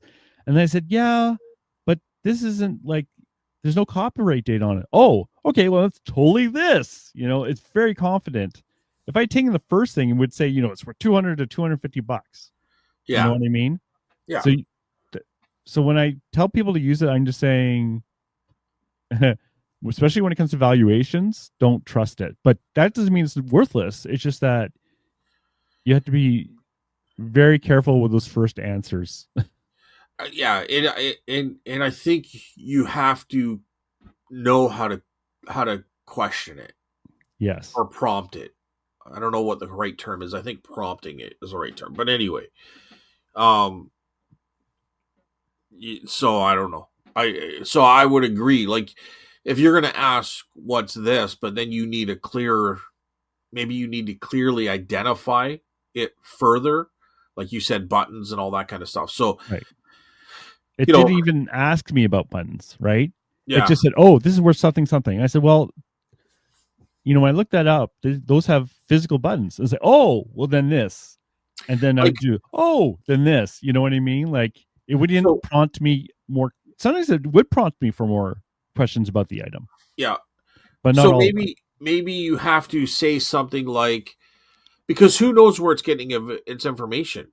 Like, it might be getting it from eBay, Etsy, and First Dibs. Well, First Dibs is going to be 3 times. It's going to be a Yes. ridiculous expense. Yeah. And then eBay is realistic and Etsy is like wishful. So it kind of Yes. combines it for the three. Like, Yeah. who knows where it's getting information. So I'm thinking maybe a prompt is, I'm looking for the value of this based on sold eBay comps, That's a perfect example. right?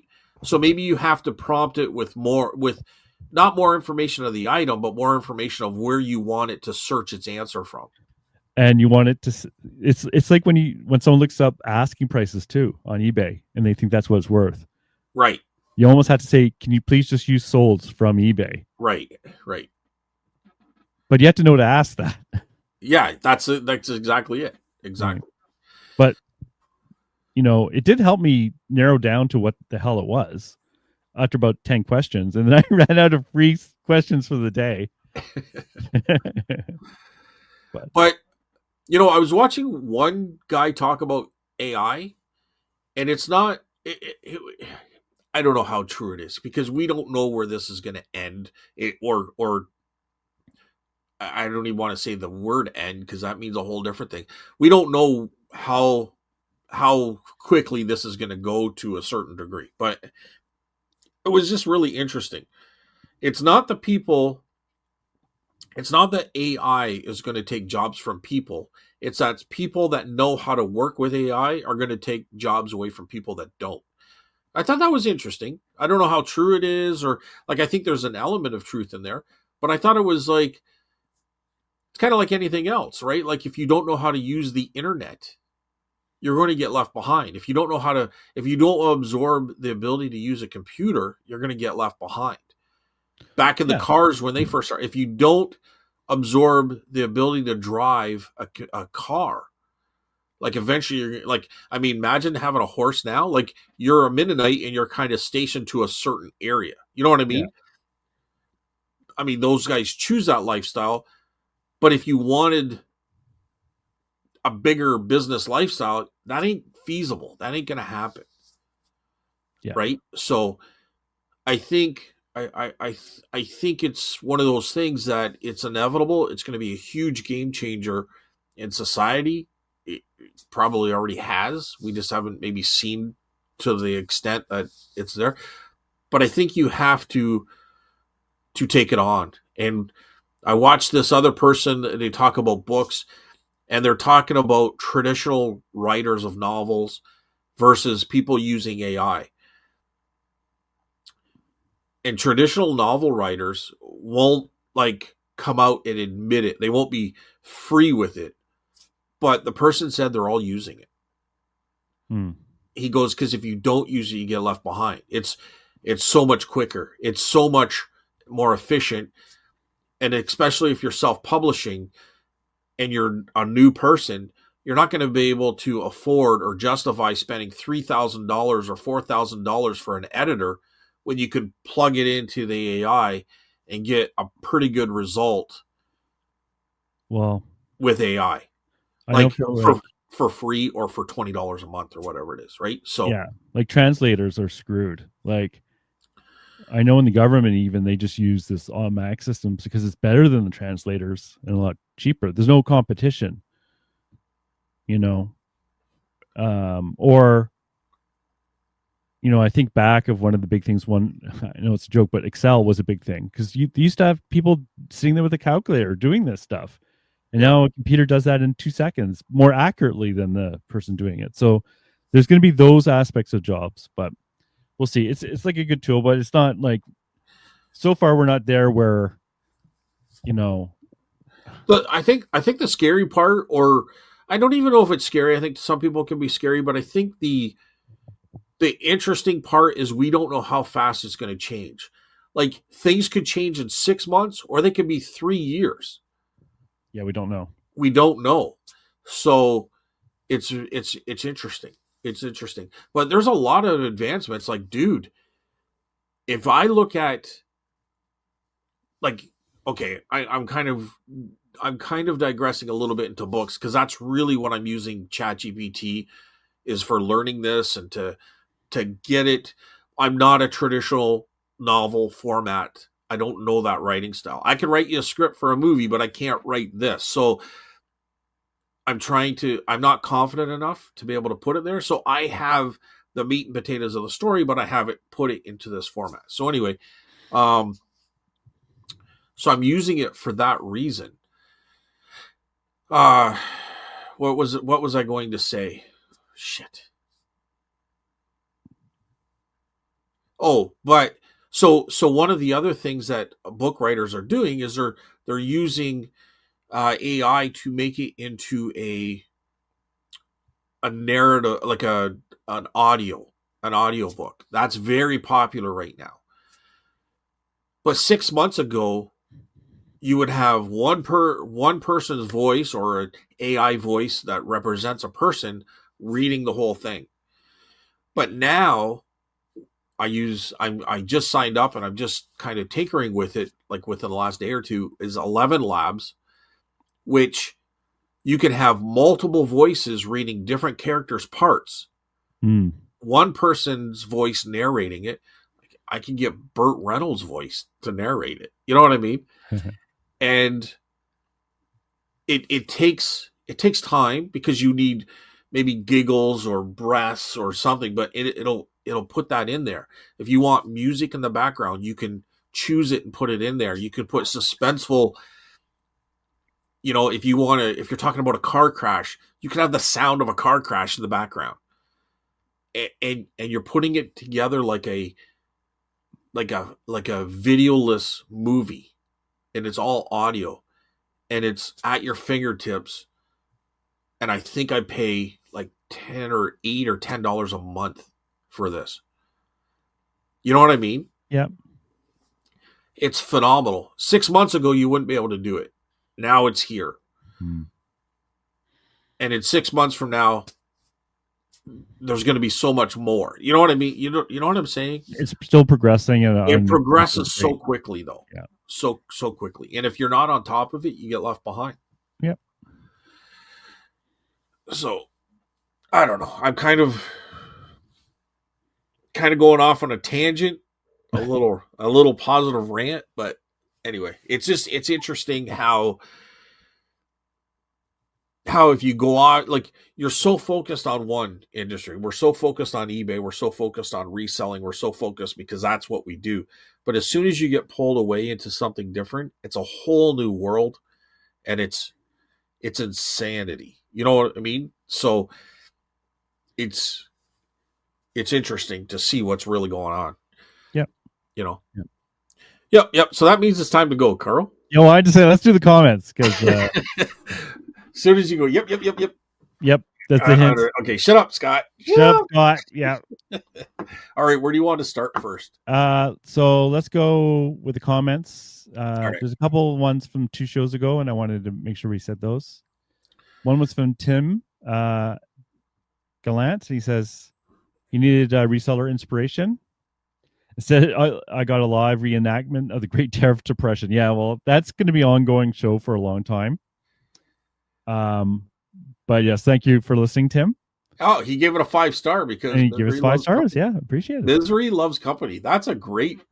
I like that saying. I've heard it before. I know, but it's still pretty good. I like it. It fits. Do you want to do the next one before the cha-ching? Oh yes, yes. Well, that's a positive thing. The funny thing is my app is screwed up, and I don't get any of the cha-chings, but I get the duh for the messages from people. And I don't even know why. It's like, I just want the cha-chings. I want the opposite of what I'm getting. Anyways, I just gave up. Thanks, Tim. Thanks. You want me to read the next one? Yeah. Tej. Oh, I think that's right. Eh? Tej. T-E-E. You to read it because I didn't know how to pronounce it. Oh, yeah. Tej Kelly. I think that's right. Hi there. Just started listening and really enjoying the show. Somewhere in this show, I thought Carl mentioned a jewelry reseller he followed that was really knowledgeable, but I can't remember the name. Oh, yeah. It's Jason Adams. Jason. Oh, she even had most of it. Adams something. Yeah, it's Jason Adams. He just did a show where he's showing a whole bunch of truly vintage Halloween stuff that from his personal collection.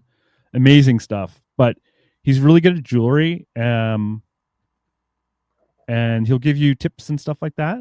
So I find he's good. He might not be for everyone, but I find his knowledge is very good. And what is it again? Sorry, something He's doing a lot of higher end jewelry, but cosmetic jewelry he does a lot of. And what's his name? Jason Adams. Jason Adams. Okay. Yeah. Well, I'm sorry, Tej, that you or TJ. TJ's probably right. TJ Kelly. That makes more sense. Yeah. Yeah. Okay. Sorry you had to go through this, but I've listened twice through now and no luck here. She had to listen to the show twice, dude. And now she has to wait like an hour and 37 minutes just to get the name. So hopefully she listened to that bit. I thank you for being devoted. I haven't even listened to the last episode yet. Put it on multiple speed or something. But yeah, that's painful. She deserves a prize for that one or something, right? I'm trying to learn cosmetic jewelry because there is value there. Oh yeah. But it's kind of a little overwhelming a bit too. Dude, I found a system, a little bit of a system. I don't know. I don't want to confirm it yet, but it might be something to do. Is pick out your higher end stuff and throw the rest in a big bulk in an auction. Some of it has been going for good money, at least around here in the auctions I look for, the online ones. So I don't want people to, if it fails, Scott, what are you doing? But it's been something of an eye opener for me and something to kind of think about. Put it that way. I don't know. But all right. TJ Kelly. All right. Thank you. Yes, thanks for that comment. Well, you got another one there, Carl? Yep, from Tina Mac. Well, I'm jealous too. I'm not enrolled in the international program either. Yep. So maybe by the time you wrote this, you actually are in now. Good to hear you being positive, Carl. And she's doing her country of origins this week as well. Yeah, actually did what I said.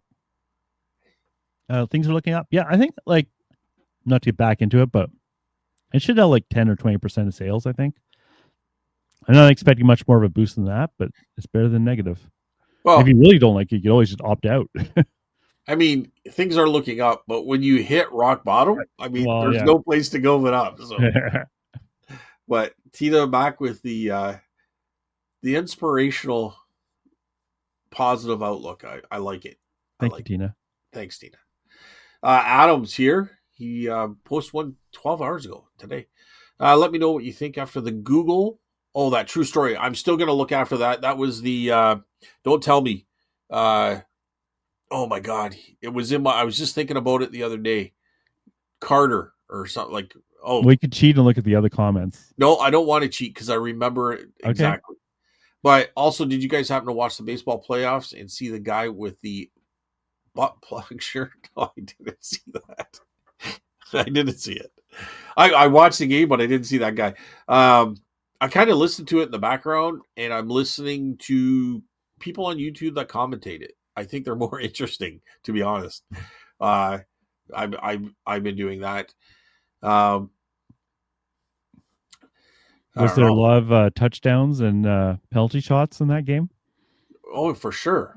Okay, For sure. Good. Yeah. I'm glad people are enjoying it. Hey, dude, it's actually quite exciting. You know, there's two seasons. There's regular season and there's playoff season. Like there's you know 2 seasons in baseball, and it gets pretty exciting if you make it. Tina had another one here from this week's show. Yeah. Oh yeah. Okay, I didn't even see it from number 89. Okay. Carl, are you reading it, or do you want me to read it? It's the I can't even see it unless you're talking about the one from last week. Yeah, it's from last week. Yeah, we read that one. Oh, did we? Yeah. Oh, okay. All right. Well, then we're heading over to YouTube. Harry. Harry's still trying to get the Sunday night shows going. There's so many people have disappeared from doing shows on live on YouTube. It's really, eh? Yeah. Because it doesn't pay. It doesn't. I don't mean pay. It doesn't increase. It doesn't grow. No, it doesn't grow. It doesn't grow. So, and it's a very slow growth. And you put a lot of time and effort in it, right? So, yeah, it's a big commitment. It's a big commitment. I think that's the biggest thing is the commitment every single Sunday. And like I said, we did it for 4 years, and it's a lot to always have to come back to that day. It was a nice community. Like the community was great. Right. It's just that I wouldn't want to do it. Well, so there's 2 ways to look at it. I enjoyed the community. It was the grind and the grind and the grind. But why are other YouTubers quitting? It's because it doesn't grow. No, I think like we hit the peak. Like, look at Tommy and Tracy had a huge following of like big time YouTuber pickers, right? Like guys with over 100,000, 200,000 viewers. They constantly had those guys come in and out. Pete, Craigless Hunter was there every show almost. And they got to 3,000 subs or something. Like they couldn't grow it, right? Even though people were coming in, it just couldn't grow. Beyond that group. Yeah. So, and I mean, listen, it's all warm and fuzzy to say, you know, you got a group that you like to come in and see, because that is the truth. I'm not disputing that 100%, but it's a different animal when you're making a bit of a you know, whether it's 25% of your income or 100 or you're filthy rich of it. There's an incentive to keep going and grinding it. But when you're not doing anything and you're missing out on whether it's monetary or whether it's family or there's a lot of sacrifices going in, like sometimes you have to say like what am I doing? What am I doing this for? And is it like, I hate to say it because it's not really what I'm trying to say, but you try to say, is the grind working for what I need this to do, I guess. Right? Like I enjoy coming in and talking to the people. I love that. That was 100. I enjoy it. It made my day. But so does going to a bar and having a couple beers with friends. But I don't do that every day. You know what I mean? Like I don't do that maybe twice a year. You know what I mean? Like you don't have family reunions every weekend. So it makes it, you got tough choices, right? And sometimes you have to say, this is where I need to go with things in my life, right? And if it's paying the bills, in some cases, YouTubers are making good living off YouTube, and they can utilize what time they're putting into YouTube is not meaning they have to go out and pick, or they have to sell, or they have to list on eBay, or they have to do family time. They can use their time on creating a YouTube channel on, this is my work and everything. Now I have time to go and do other stuff. But if you don't got that type of income or following, it's a grind on top of doing that stuff somewhere else. You know what? Does that make sense, Carl? Yeah, no, I agree. Like we do this because we talk anyways. And now we're just recording our talk every week in a way. Right. It's not like we're putting it's not like Sunday night shows this. Yeah, because if something comes up, you'll say, hey, we got to do this Tuesday. I'm busy the rest of the week. Or we got to record this Thursday because I can't Wednesday, but Thursday works. We can schedule it. We can do it in the nighttime because it's a recording. But when you're doing a live show, you got to be there every day at that time, ready to go. You know, with your 5 things and your beaver 5 things and blah blah blah. Yeah. No. And you're, Steph's eating supper by herself because I hoarded it. Like I just put the bowl upside down and let it all throw in my throat, and I'm chewing while I'm trying to grab my stuff. Yeah. Being a little sarcastic, because you have to be on time and all that. This is completely. You're wolfing it down. You're trying to grab the thing because you're late. You're coming from the booth, or you're coming from a pick, or you're coming from visiting, or you got regular life things going on, but you have to come back for that time. Or you can't do things on the weekend. It's a long weekend. Let's go camping, or well, no, I got to be back for Sunday. I got to do the show for 20 viewers. What's that? For 20 people watching, or maybe 40. Well, it's not even the view. It's not even the view count. I understand the concept, but it is the view count because that's where your money's coming from. But at the same time, I can't deal with having supper with Steph or dealing with this other stuff because now I got to work that period because I got to make up for my income. Yep. Right. And there's a lot of people in the same boat, and that's why people have made the decisions. And but sometimes people come back. I honestly, I loved everybody coming into the show. I missed them. I actually talked to Adam over the weekend. I saw him on, I don't know, Saturday maybe, Sunday. I don't know. I saw him one of the days, and we're talking about maybe just popping back on, doing a show, just to say hi to everyone. Whether they come say hi or not, it's up to them. But just to kind of see how everybody is and make sure everybody's like alive and kicking. You know what I mean? Or just see what's going on. So we did talk about doing that. But he's not even reselling right now. He's doing other things. So his passions went a different direction, which is fine, right? Yeah, for sure. Anyway, so let's get back to these YouTube comments. So I'm going to read the next one from Carver Man. Okay. Serge. The $20 de minimis is a random draw if you get charged. My daughter had a business and we ordered orders. $200 plus dollars, and maybe 1 in 10 would get flagged by customers for paying duties. Canada Post is the third party collecting on Beggargo Customs. Anyways, that's my experience too. Like I've ordered very expensive things, and Canada Post went through without any duties. And tonight's it's been so. Not that I ordered too much from outside Canada, but you're right, Serge, that's why people who order a lot in Canada from the United States don't like the international shipping program, because you always get charged duties with that program. Where if the seller used USPS, there's only that chance that you're gonna have to pay duties. So that's the big Yeah, there's a couple things here. I think, and I could be wrong, so don't light up the comments. Scott, you're a goof. You're an idiot. You're an ass.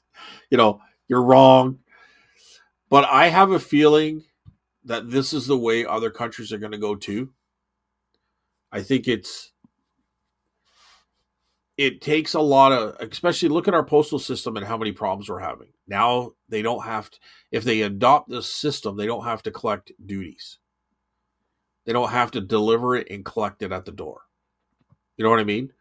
So I think it's a matter of time before everybody starts adopting this, because why not? If it's paid before it crosses the border, it's paid. They still get their money. They don't have to do anything. Yeah, and you're right, because UPU is actually putting in the Universal Postal Union is actually developing, if not already finished, a system to do exactly that. So it's in the works for everyone. Not just so I think that's the way it's going to go. Yeah. But we're not quite there yet. But you're right. It's going that direction, anyways. And I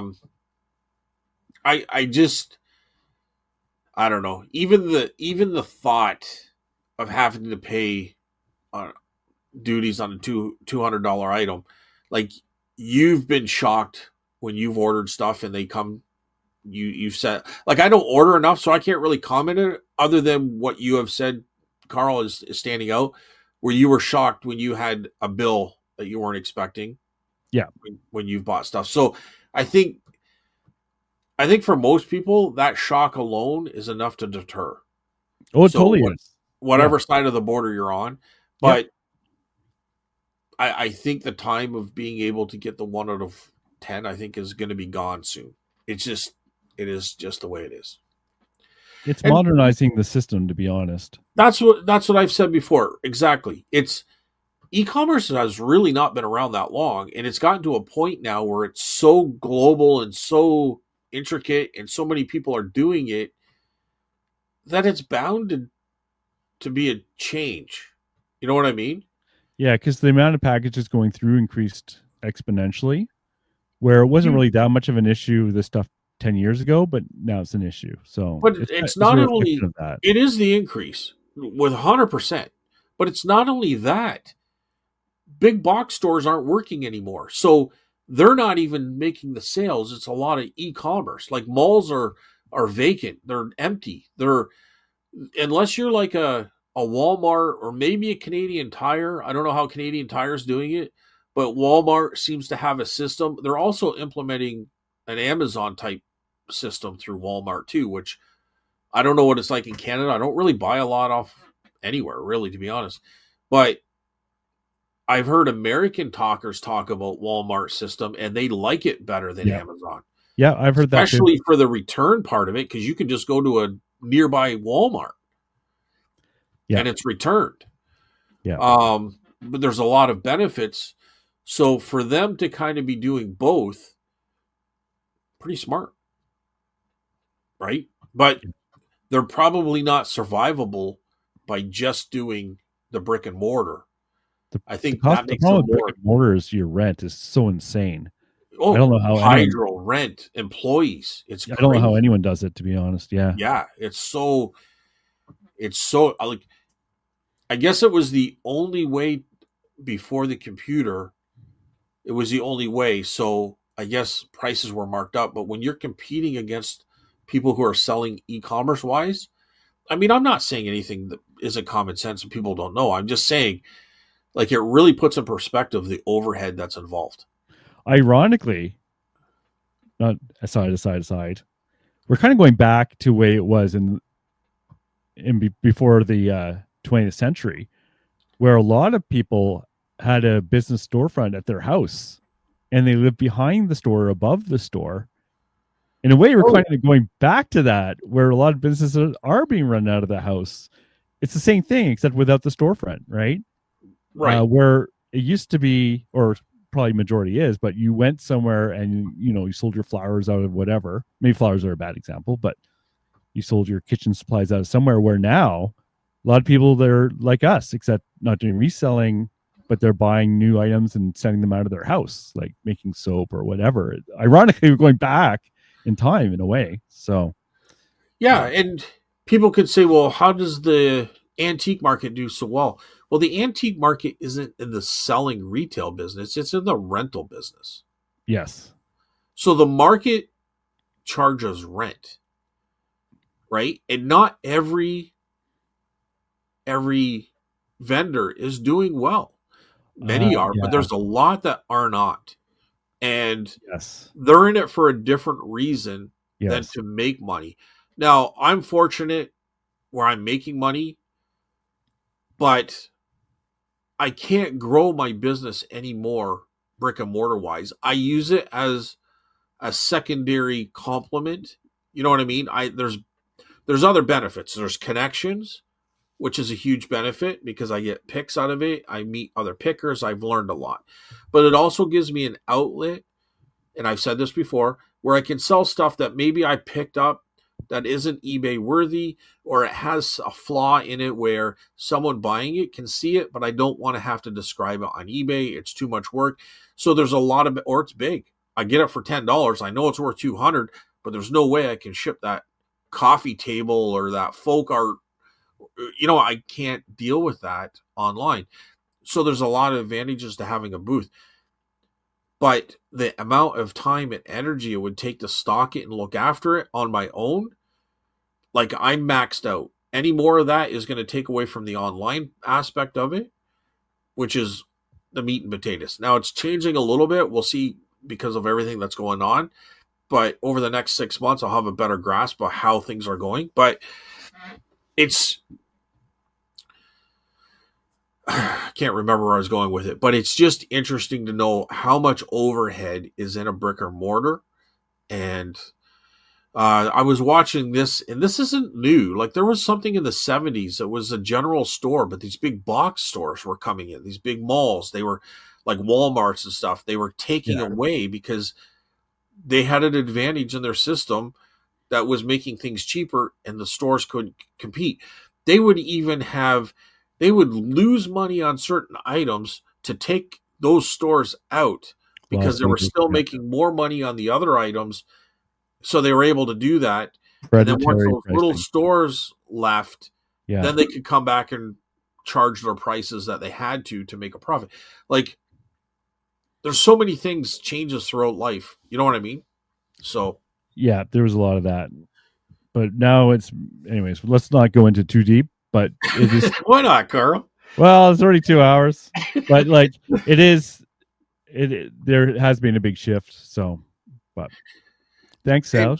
And yeah, so I could okay, we won't go too far into it. I have some thoughts and stuff I want to talk about next time, maybe, but okay, not this time. We always get on the show like I don't know what we're going to talk about. Nothing really Me happened. too. All of a sudden, it's a 4-hour show. I know, right? So this is from Randy. Now I know why I like this podcast because it's us, Randy. Reminds me of family get together of 10 people, 5 discussions going on at the same time, and a lot of overlapping. Oh my God. I hide in the basement when that happens at our family gatherings. Actually, I agree with both of you. It might be a good idea to get back with Toyota soon as you have seniority when things get bad. Yeah, you're right, Randy. I've been a little lackadaisical on things. I had so much going on, so maybe this week, next week, I don't know. It's you're right. I'm kind of in that situation where it feels good to think about going back, but the reality of it is like, oh my God, I got to go back.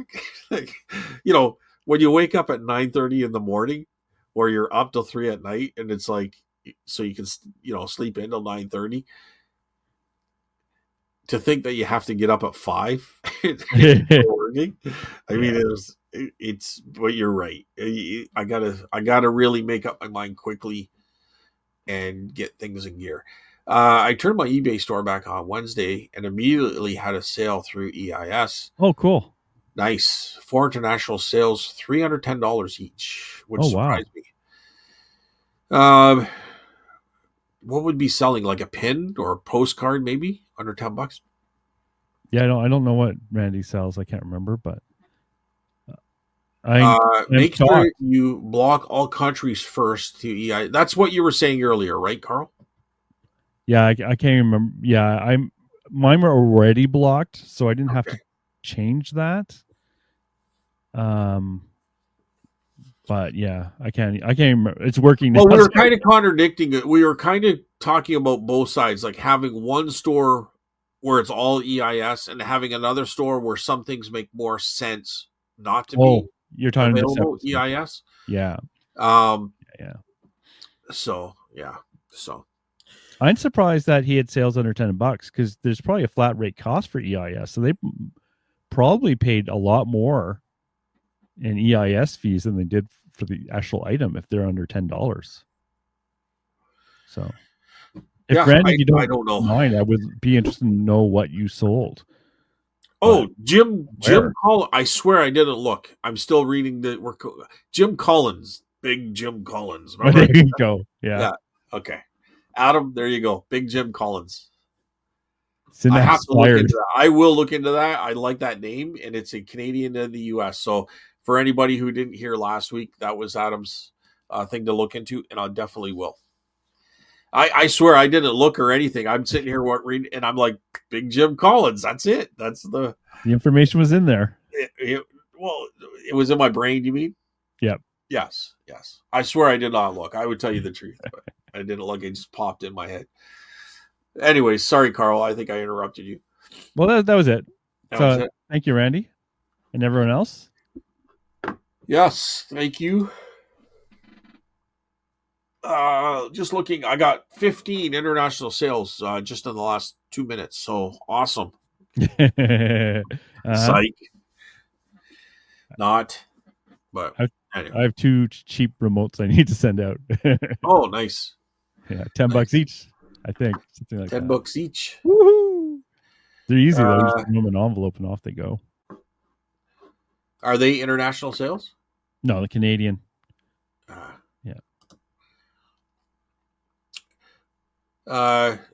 So did I have international sales? I did. And everyone went to Canada. Miss Saga.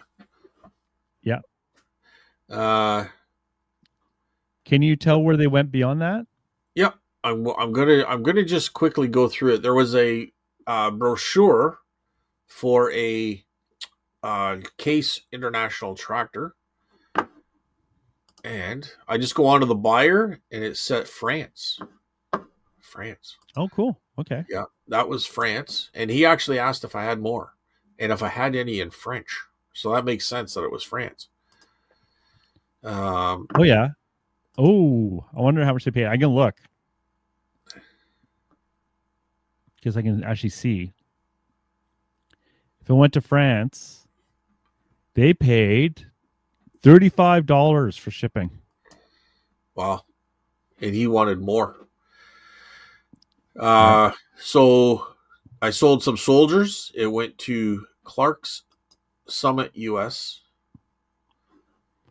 The First Legion stuff? Were they First Legion? Hang on. I have to go back here. First Legion, no, that went to... That's not showing global. I think that went to a guy in Quebec. But it was toy soldiers. It was 2 John Jenkins and 1 Britain. $237 order, like for me, plus shipping. I don't see them. But anyways, okay. It was one order. You don't see them? One of the Vikings was on a horse. It's kind of interesting just because I want to know how much they actually paid. Okay, here it is. John. Yeah, I see that. They paid, and that went to the United States? Yep. So USA.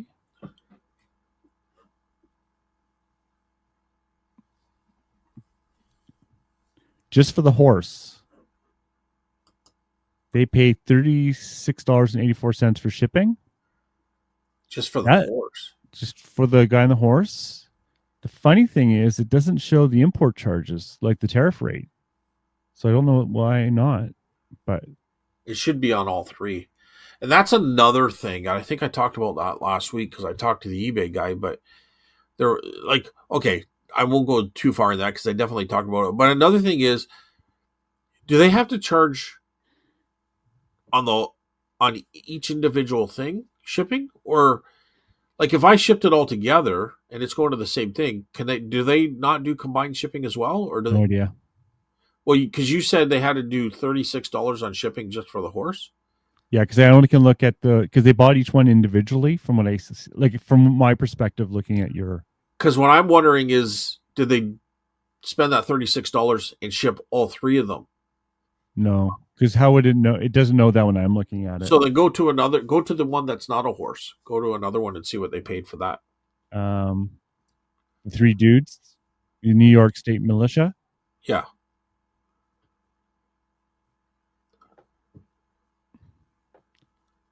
$35.47 for shipping. How much? $35.47 for shipping, but it doesn't mention anything about the tariff. So I'm not sure. Maybe it doesn't show that on sold for the tariff. That's what I'm guessing. They must have done a combined shipping because that's right now $70 just for shipping those two. Let's say the other one's another 35. So you're looking at over $100 Canadian just for shipping. Okay, so I looked at your live listings, ones you haven't sold. Yeah. And it shows the import costs for there. So it only shows import fees not on solds, but on things that haven't sold yet. So they paid import fees. I just can't see them. Okay. Well, I sold a belt buckle. That went to the U.S. and U.S. for more toy soldiers. So it looks like this one was delivered. This was last week, I believe, the 20th. It was delivered, and that one was, I think that was Brazil. Well, that Brazil's notorious. Like I would never ship to Brazil. I'm thinking it was Brazil. Oh, sorry, Belgium. Oh, Belgium. That's funny. Yeah. Belgium's my example. I use in my own listings as my test subject. But you mentioned that actually last week. Yeah. But hey, you're getting them. Like, what can I say? Like, those people paid. Yeah, and the thing about the toy soldiers is they're multiple items, multiple like orders. It might be one shipment, but like there's 3 toy soldiers or 4 When or 5. you ship those to Mississauga, right? Those toy soldiers. Yeah. Did you ship them all together in one box, right? Yep. When they bought it from you, was it 3 separate orders? Nope. It was all in one? Yep. I either, well, it was definitely all in one. And I reimbursed. So here's what I do. Okay, so that one guy you looked at with the Viking on the horse, and then he had 3 soldiers, and then he had a Briton, 1 soldier. I would have had $15 per soldier, and then I do 1 listing, and I combine the shipping. So I would have charged $15 and reimbursed him. So what was that, 45? So I would have reimbursed him $30. Okay, I have a question. Yeah. Did you said you made a new listing with all 3 in them? Nope. So you had 3 separate sales, right? 3 separate sales under one order. Okay, what do you mean by one order? You sent them an invoice? Nope. So what do you mean by one order? It says view order, and there's 3 items in that order. Okay, so it's not 3 separate sales to one individual. It's one sale with 3 items in it. Yeah, but it would have been 3 listings he purchased, and it was one order. with 3 different listings in that order. Okay. The reason I'm trying to be very That's fine. clear on it Yeah. is that when you say one order, that's not one order in your head, right? That's one order on eBay. It shows his name with 3 items in the same order, right? Yes. Okay, well, that's why I'm being clear, because if you say one guy ordered 3 Right. and they're supposed to be 3 separate items going out and 3 separate boxes, would be very different if you combine them yourself without eBay involved, because then it would have screwed up there's a tracking number, there's a special EIS number, right? Yeah. And so they would have gotten, EIS would have been, if there are 3 separate orders, EIS would expect 3 separate boxes coming in. But if there's one box with 3 things in it, they wouldn't know that, is what I was trying to get at. But it sounds like eBay did it for you. eBay combined for you. eBay did it for me. Yeah, that's important. That's key. So I'm glad I clarified that. Yeah. As I discussed last week, though, I can't send an invoice if it's an international shipping if I've already gave them a discount. Like, so if I put 15% off and they bought 3 items, they have to pay for it before I can reimburse the shipping. I can't create an invoice with shipping changes. They have to pay for it before I can reimburse them. Yes. If it's international shipping with the discount, which doesn't make sense to me because who cares? Right? Yeah. They should be able to request an invoice. It's whatever I pay on that invoice. It shouldn't make a difference, especially when I'm just changing the shipping. But anyway, it doesn't matter. This guy didn't even request it. He just ordered the 3 things. I reimbursed them without even asking. Without him even asking. Yeah. On this particular one. Yeah. Yep. So yeah, like I said, the reason I was trying to be so specific is because if I had 3 separate orders for stuff, with 3 different sales, international, and I decided to put them all in the same box without eBay knowing, eBay wouldn't know that I combined it and would say, "Where's the other 2 orders?" That's why I was being clear. Well, I'm going to do it the same way as I've done it before, although it's interesting because I haven't come across that yet. But what I would do is add the tracking with the other orders. Right? So say somebody bought 4 different items separately. I would add the tracking to, so let's say one's 100, one's 50, and another one's 50. Right? It's just the way I do it. I don't think it makes a difference at all, but I would always pick the most expensive item, and that's the one the label's going to. And then I would add the tracking of that label to the other 2. That's not what I did here, but it's what I've done in the past. And then it's all coming under one box. It's never had a problem, but that's how I've done it. That makes sense for the past. Yeah. But with the international shipping, I haven't come across that yet. So that's how I would expect to do it. But it doesn't. Well, I wouldn't do it, like I said, because I think it's more than just the tracking number. There's also an EIS number, from what I understand. That's how they track each shipment that goes in and out. I can tell you right now. Is there an EI, like buyer? It's hard to say it here because they already put all 3 items into one order. Yeah, eBay did. So I'm looking for what you're calling an EIS number. That's what I've heard, but I've never done it, so I can't see it. It would be on the label. I don't see anything different. I just see an order number. It would be on the label, though. On the shipping label? Yeah, I think so, yeah.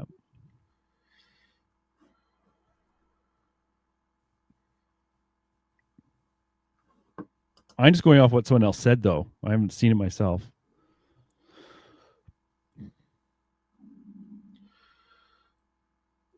I don't know. But if eBay, like you just said, combined it for you into one order, then you're fine. Because then they know that EIS number has the 3 items in it. I'm just saying, I can't see any of this stuff, obviously. So, Yeah. I don't see an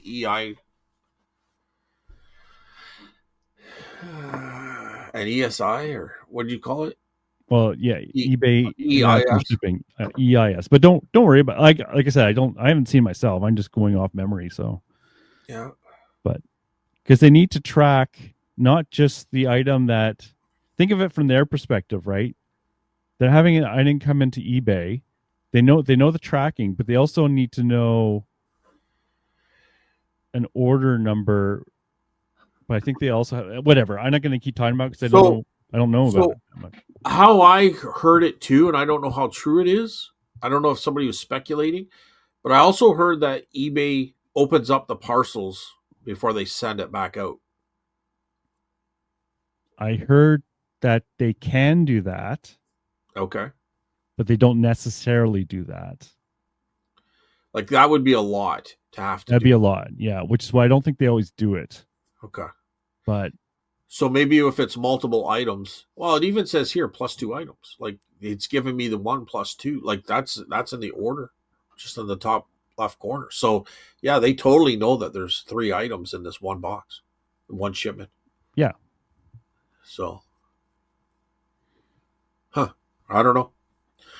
I don't know. Do not do. But and Bob's your uncle. that's it. All right. Anything else, Carl? I don't think so. All right. Have a good week. See you next week. Bye, everyone. No, I just anyway. Anything else, Carl, or that's it? No, I think that's it. Right. Nothing exciting coming up. What can I say? I have slightly less inventory around me now because I'm moving things around. But yeah, I haven't been buying much. I know there's a big estate sale coming up this Saturday, so I'll probably take a peek, see what's there. I don't know, but I know I put a sign on in my booth saying we buy, if you're selling anything, let us know. We buy large collections. All the stuff goes. Why did you put that sign in your booth? We got so much here. I don't know. That's why we had a yard sale. Get rid of some of the stuff to bring in more. She just shook her head, but it is getting cleared out a little bit. Like in my mind, in Steph's mind, it's probably no change. In my mind, I see space on the shelf I need to fill. Oh, but no, I don't know. Just we'll see what happens that weekend. Other than that, I haven't got a whole lot planned. Haven't been buying much. That's about it. So awesome. All right. Well, have a good week, Carl. You too, Scott. Stay out of trouble. Troublemaker. Well, yeah. No me. All right. All right. All right. Everyone have a good week. We'll see you next week. Bye, everyone.